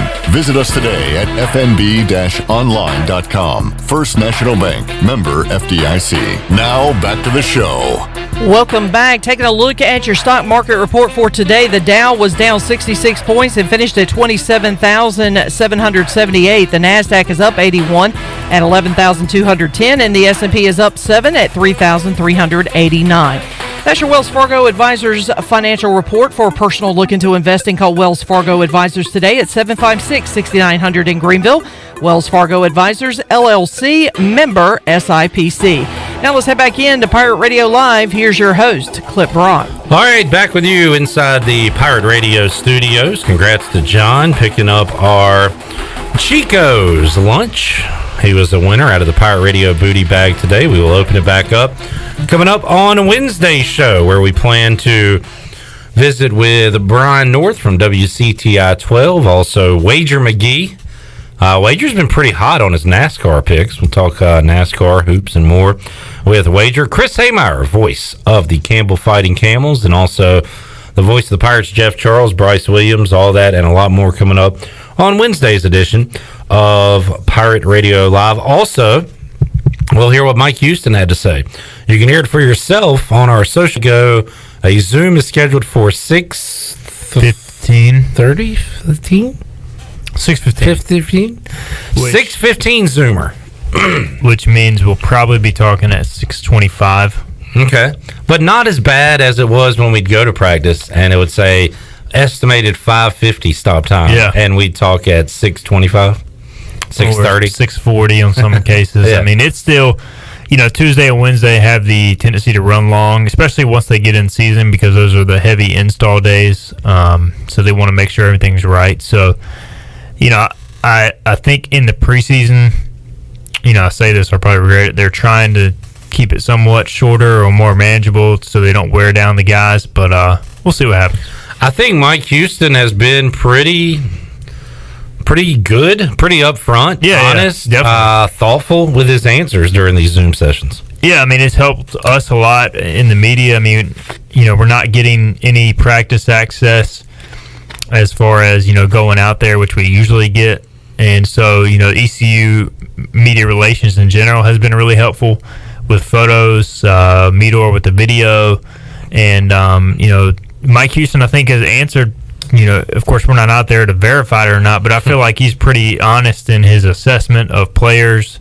He's talked about guys individually that he, quote unquote, didn't have much hope for that have stepped forward at certain positions. He's talked about, guys who are out with medical issues, although he can't verify whether it's coronavirus or not. So I think he's been very good to work with. He's helped us a lot. We would like more access to players and coaches, but maybe as we get closer to the season, that'll happen. And you look across the country, I was reading some of the other 24/7 sports sites today, and as far as different teams, it really varies based on media coverage. Like South Florida right now, they're allowing their media to be on hand and they're doing in-person interviews, but the media has to stay behind basically this little fence in a patio area to shoot practice, whereas South Carolina is not allowing any availability. Notre Dame's not allowing any availability, and so it just varies depending on what, but I think most are leaning towards the no availability right now. And coaches love that. They do. I mean, they want everything to be normal as far as the football season, but the less they can see and talk to reporters, the more they like it. So, good for them. They got to win this offseason. They did. In that regard, although if you could make them trade it for normalcy, yeah, they would. Absolutely. I think, yeah. No doubt. I just hope this doesn't lead to long-term. I've heard this a lot. Listen to Denver Broncos podcast, and they're worried about, locker room access being taken away. Yep. In the NFL, you get so many stories and so many different insights and angles. It brings a lot of value to your job. And in college, I mean, if we're all getting the same stuff, while it's good, it just doesn't. It's harder for us individually to come up with our own angles, own stories, if you're being that limited. So I hope long term it does return to normalcy as we get back to normalcy as a society at some point. Let's do a position preview recap update for folks. Wow, that's a tongue twister. Holden Ahlers is your starting quarterback. Who is the backup quarterback if we played this weekend? I honestly think it's a battle between Mason Garcia and Ryan Stubblefield. I don't think they're ready to come out and say that, and I don't think they've made a decision, but from what I'm hearing, they're giving those guys opportunities. Tajee Hudson's shown flashes as well, but he's not as advanced as a passer right now as Stubblefield and Garcia. The big advantage Stubblefield has is he ran a similar offense in Texas, whereas Mason Garcia probably has the most talent upside, but he is having to learn a lot. So, Gag and Flynn can run the offense, but I think upside related. If you're just talking about who gives ECU the best chance to win if something were to happen to Holton Ahlers, so knock on wood, I think one of the freshmen, as far as talent and upside, if they know how to run the offense, gives you that possibility. Interesting answer. Was not expecting, just because, again, I hadn't been out there and heard a lot, but Stubblefield's name. That's pretty exciting. Yeah. All right. Who gets the most carries against Marshall out of the backfield? I mean, that is, I have no idea. I have like a decent feel for the quarterback position.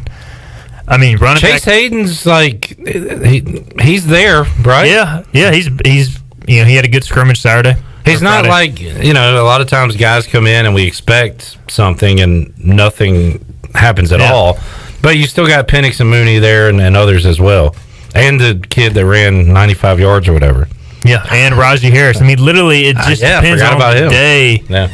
Mike Houston has mentioned, I think every running back has stood out except for Trace Christian at this point. Like, he's mentioned Trace Christian's name, but it seems like all five of the other running backs have really, dominated a practice or scrimmage. So, who's going to have the best game against Marshall? Trace Christian. Yep, there's my answer.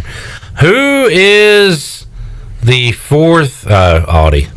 Is Audie up there with the big three, so to speak? And I don't think he's up there yet, but I think he's got the talent. That would be CJ, Snead, and Prohl. And Hatfield's missed time this preseason with a medical issue, and so he's getting back up to speed. Omatosho had a really good offseason. I got the chance to see him in a voluntary workout.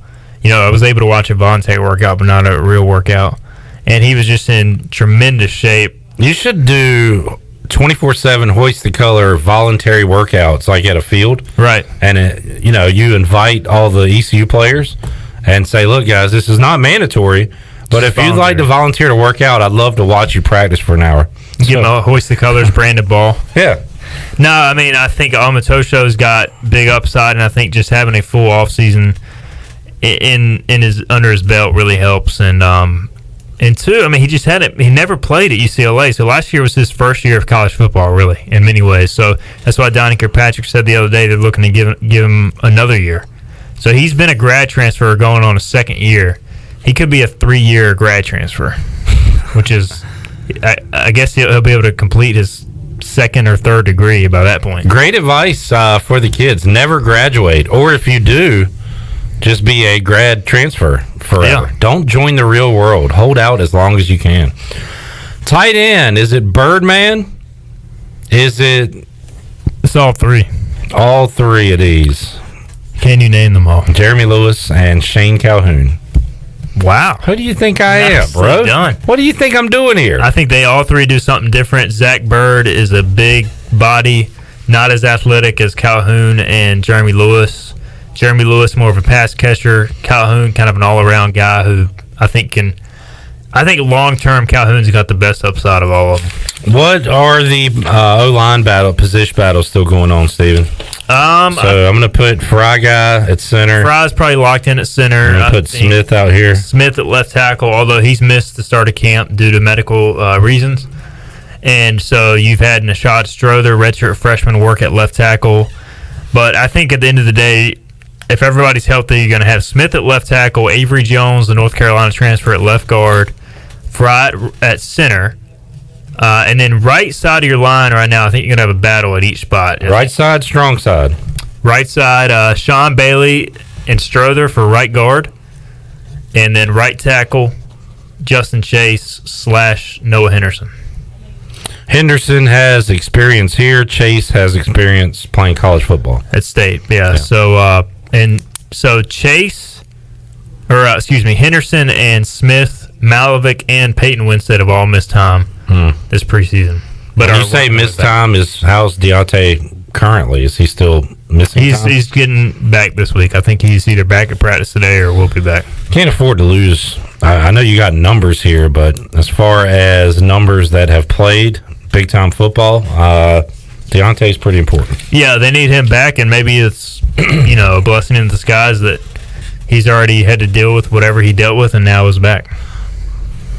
I mean, I honestly don't know, but I'm speculating because they don't give us any medical updates. So you're tricky with your words there. Defensive line, Igoe, my position to watch for 2022 and 2021 and 2023. You can watch it a little bit in 2020. But you're going to have a lot of young, inexperienced guys up there. Who are you most excited about right now? I am very excited about Rick Abreu. Big physical defensive lineman. Travion Freshwater. Another guy, D'Angelo McKinney, has made strides. Hosey Haji-Badri. Chris Willis has been getting a lot of snaps as a grad transfer from App State. We're going to see a lot of in and out, huh? Yeah, I think you're going to see three deep. The only thing I don't know is of the freshmen and the redshirt freshmen, because I haven't been able to be out there, which of those guys are really emerging. And I think that could be a case where they all play early in the season and then kind of settle on a rotation, 2 to 3 deep, a couple games in. Linebacker, Igoe, Xavier Smith returning as the team's leading tackler. You got Bruce Bivens, Aaron Ramsour, who have played football there. Who out of those three, who are some other names that could be starting and playing quite a bit at linebacker? Who out of those three? No, other than those three. Okay. I'm sorry. Taylor Jackson is a true freshman linebacker That's your special teams guy, right? Yeah, I think he's going to play special teams. I think he's going to play backup linebacker. I think he plays as a freshman. If you talk about Sam linebacker, which is more of the nickel linebacker, that's where Gerard Stringer played the last few years. He's out for the year. Jaira Wilson has really stepped up in that role and has been a very impressive player as a sophomore. I think he's got a bright future. I think he plays a lot this year, probably starts. And then I'm still interested to see what happens at rush, the outside linebacker position, where those guys will primarily be rushing off the edge, but also drop back in coverage. Demir Faison and Elijah Robinson and Chad Stevens are kind of working there. Who is starting opposite of Jaquan McMillan at corner? As of right now, based on what I've heard, I think Malik Fleming. Okay. Which is interesting because he's made a lot of strides, but then you have 2 5'9" starting cornerbacks. So, I mean, you're gonna put the best guys out there. Nigel Knott, I think, has missed some time this preseason. Alabama transfer. Coach Houston said the other day Nolan Johnson and DeMel Hickman are 2 sophomores who have stepped up, and then Sean Tucker, a freshman, has the ability to play right away. So those are kind of the 6 guys at corner that I'm watching, and I think long term you would like to have McMillan and Knott out there. as your duo with Fleming as a third guy, but we'll have to see. They'll have to earn it on the field. Hey, and you're going to have a lot of DBs on the field because a lot of these teams go 4 or 5 wide. What about safety? Juwan Powell back there. Who else back there at safety? Robert Kennedy's been a very good player from junior college. JUCO, okay. Lackawanna. Okay. And then Sean Dorso from Riverside Community College out in California. Both those guys have had interceptions and scrimmages. And how about your the DC kid, the freshman? Is there a DC kid? Sean Tucker. Yeah. He's the corner. Oh, okay. Oh, and Taylor Jackson, also DC. Okay. All right. We like our DC kids. I like our DC kids a lot. Different brand of football there. And then we can't forget about Tank Robinson, multiple year starter. So I think safety. Yeah. I mean, I like the four bodies there. Tank Robinson, Sean Darso, Robert Kennedy, and Juwan Powell. And you have Warren Saba. So I mean, that's a pretty. And Tegan Wilk, the true freshman who enrolled all this. Wilk, the only freshman. All those guys, 3 of them here, 2 of them here, and then the others have played college football. Snaps. So I feel pretty good about the safety room. Good rundown, Steven. Jake Verity, Lou Groza, watch list. Lou Groza winner. Lou Groza winner. Will he play offensive line like Lou Groza did during his career? Depending on how many guys are out with coronavirus, maybe it'll be a necessity. Over under punts by Luke Larson this year, 3.5. Over. Interesting. All right. We'll have to do an over-under, a weird over-under preview some point. I'm just totally guessing there. Yeah. I have no idea what's going on in the punting competition. Of course, John Young has punted a lot here. John Young and Luke Larson, the new punter for ECU. Patrick Nations. How many points will he have this year? Over, under, 4.5. Under. Okay.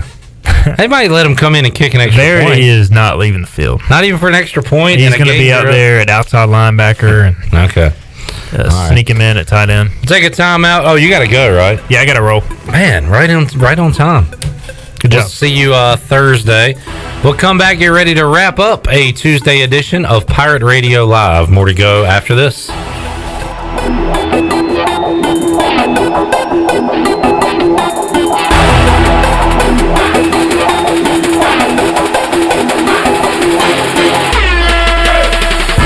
Hey Pirate Nation, this is Tom Brown from Brown & Wood Buick GMC Truck. We've been serving the Pirate Nation in Eastern North Carolina for 83 years. We have 4 brands, 3 generations, 2 showrooms, and 1 goal to make sure you leave a happy customer. This month at Brown & Wood is employee pricing on all Buicks and GMC SUVs, including Canyon, with the purchase and lease options. Remember, Brown & Wood is the home for the lifetime powertrain warranty for all makes and models. We're located on Greenville Boulevard next to the Convention Center, or shop us online at brownandwoodauto.com. Let's turn a trip to the branch into a tap on your phone. Let's hit pause on a lost debit card without hitting pause on life. That's how First National Bank is redefining convenience with a top-rated mobile app that puts more security and control at your fingertips and friendly people to help you succeed right by your side. Let's get started at fnb-online.com or your local First National Bank. FNB member FDIC. Hey Pirate Nation, this is Troy D. Proud to be co-founder, one of the owners and operators of Pirate Radio. As we launch into our 18th year in business, we have a lot of exciting news to share. Our afternoon drive show, PRL, Pirate Radio Live, has a new look and is now streaming live every day from our brand new digital studio from 3 p.m. to 6 p.m. You can find us on our Pirate Radio YouTube page and our Facebook page, plus our website, pr927fm.com. If you're in your car, put us on 92.7 FM in Greenville or 104.1 FM in Washington. The new and improved 3-hour PRL is hosted by Clip Rock and Shirley Rhodes and will feature the latest breaking news, awesome guests, and your favorite Pirate Radio personalities like The Voice Jeff Charles, Brian Bailey, Stephen Igoe, Billy Weaver, Brian North, Tony Collins, Bryce Williams, Ronnie Woodward, Morgan Ehlers, Mike Mullis, plus LRB and myself. Give us a follow on social media at PR927FM and get the latest programming updates, guest alerts, and breaking news. Thank you for your loyalty and your support, and we hope you enjoy the new and improved Pirate Radio, the voice of the Pirate Nation.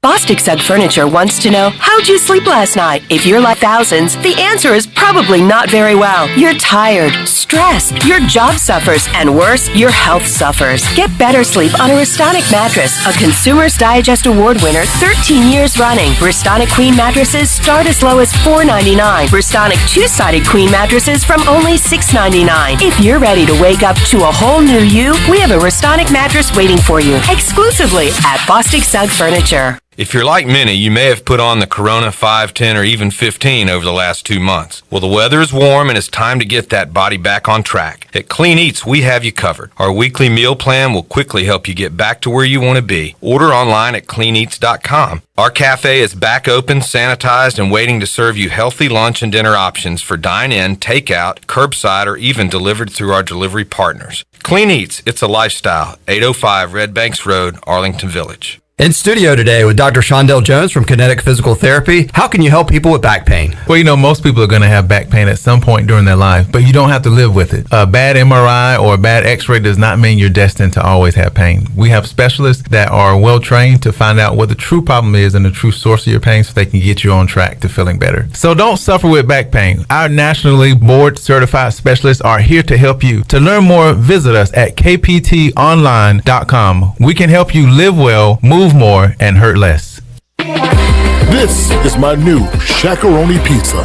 Extra cheese, extra pepperoni right to the edge, and the biggest slices in Papa John's history. But it's bigger than pizza because $1 from each sale is donated to support communities. Hey pizza fans, order the new Shakaroni pizza with double pepperoni and extra cheese loaded to the edge for only $12. Place your order today online at papajohns.com and sign up for Papa Rewards. Papa John's, the official pizza of the ECU Pirates. Pirate Radio. I can promise you, we are going to be a hard-nosed, physical, fundamentally sound, disciplined football team. We're going to compete and go toe-to-toe with anybody we match up against. But that's going to be our mentality year-round. The voice of the Pirate Nation.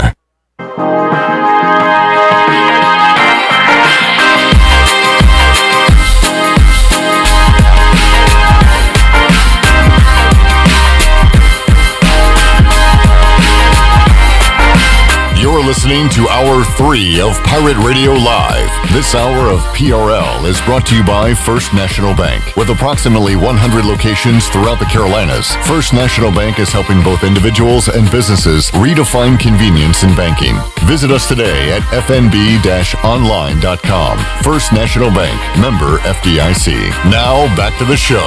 Welcome back. At Angel Oak, they continue to make customer service a number one priority. A local mortgage advisor is the key to your transaction success. The combination of their local team's experience and Angel Oak's wide offering of products from standard, conventional, government, and portfolio loans has something for every financial situation. For more information, call Talbot Green, Joanne Weir, or Wanda Hager at 751-2060. Now let's head back in to Pirate Radio Live. Here's your host, Clip Brock. Alrighty, been a fun Tuesday edition of the program. Thanks for tuning in, and hopefully you'll be back with us Wednesday as we got Chris Ameyer. Looking forward to catching up with the voice of the Campbell Fighting Camels coming up on our show Wednesday. We got some gambling talk, of course, a lot of ECU talk and more coming up on the program, and Shirley Rhodes will be alongside as well with all of the breaking news, if there is news to break. I guess kind of recapping the final time today, Shirley. No news is good news. The AAC had a meeting with their leaders. They are moving forward as of now with football. Marshall will not be opening the season with ECU because they will be opening the season a week earlier against Eastern Kentucky. They'll be playing on September 5th, so it'll be the season opener for the Pirates when they take on the Herd on the 12th, but it'll be game 2 for Marshall. Also, Shirley, you mentioned the Ohio news, which is more, I don't know, kind of makes you smirk than anything else, but Ohio will be playing high school football. Cincinnati Bearcats scheduled to play. Of course, the Bengals are scheduled to play. Ohio State, not scheduled to play. Nope. And Notre Dame, let me just rephrase that. It's not football related, but it is class related. They are moving to online classes only after they had an outbreak due to a student party. They had 80 cases pop up. So now they are going to online classes for the next 2 weeks. It sounds like this news comes in clusters, if you will, Shirley. Yeah, but it sounds like Now, a lot of your updates could be these schools going to online because it happened in Chapel Hill, it's happened in South Bend, and then you just mentioned Raleigh. Raleigh just identified 2 clusters. And even at ECU, there was one identified just last night, right? Yes, at the I think it's called the Gateway. But also, Michigan has changed their protocols as far as they were planning to bring students back on campus in the fall. They have now decided to go online only. So, so a lot of these schools are, so that begs the question, because I know some of the people that were discussing whether or not to do online classes, they were like, well, if we can't bring students back on campus, student athletes can't be on campus, which means they can't participate in football. Is that going to be a question for a lot of these schools? Are they going to remain with the football, especially with Notre Dame, because they're now going to be included in the that they are eligible for the ACC championship for the first time ever? I'm sure they don't want to waste that chance. I feel like they're going to stick with football. Oh, they're going to do everything they can to keep the football portion of it up and running. But with Michigan not playing football, it's not going to play that much of a factor as far as the students go.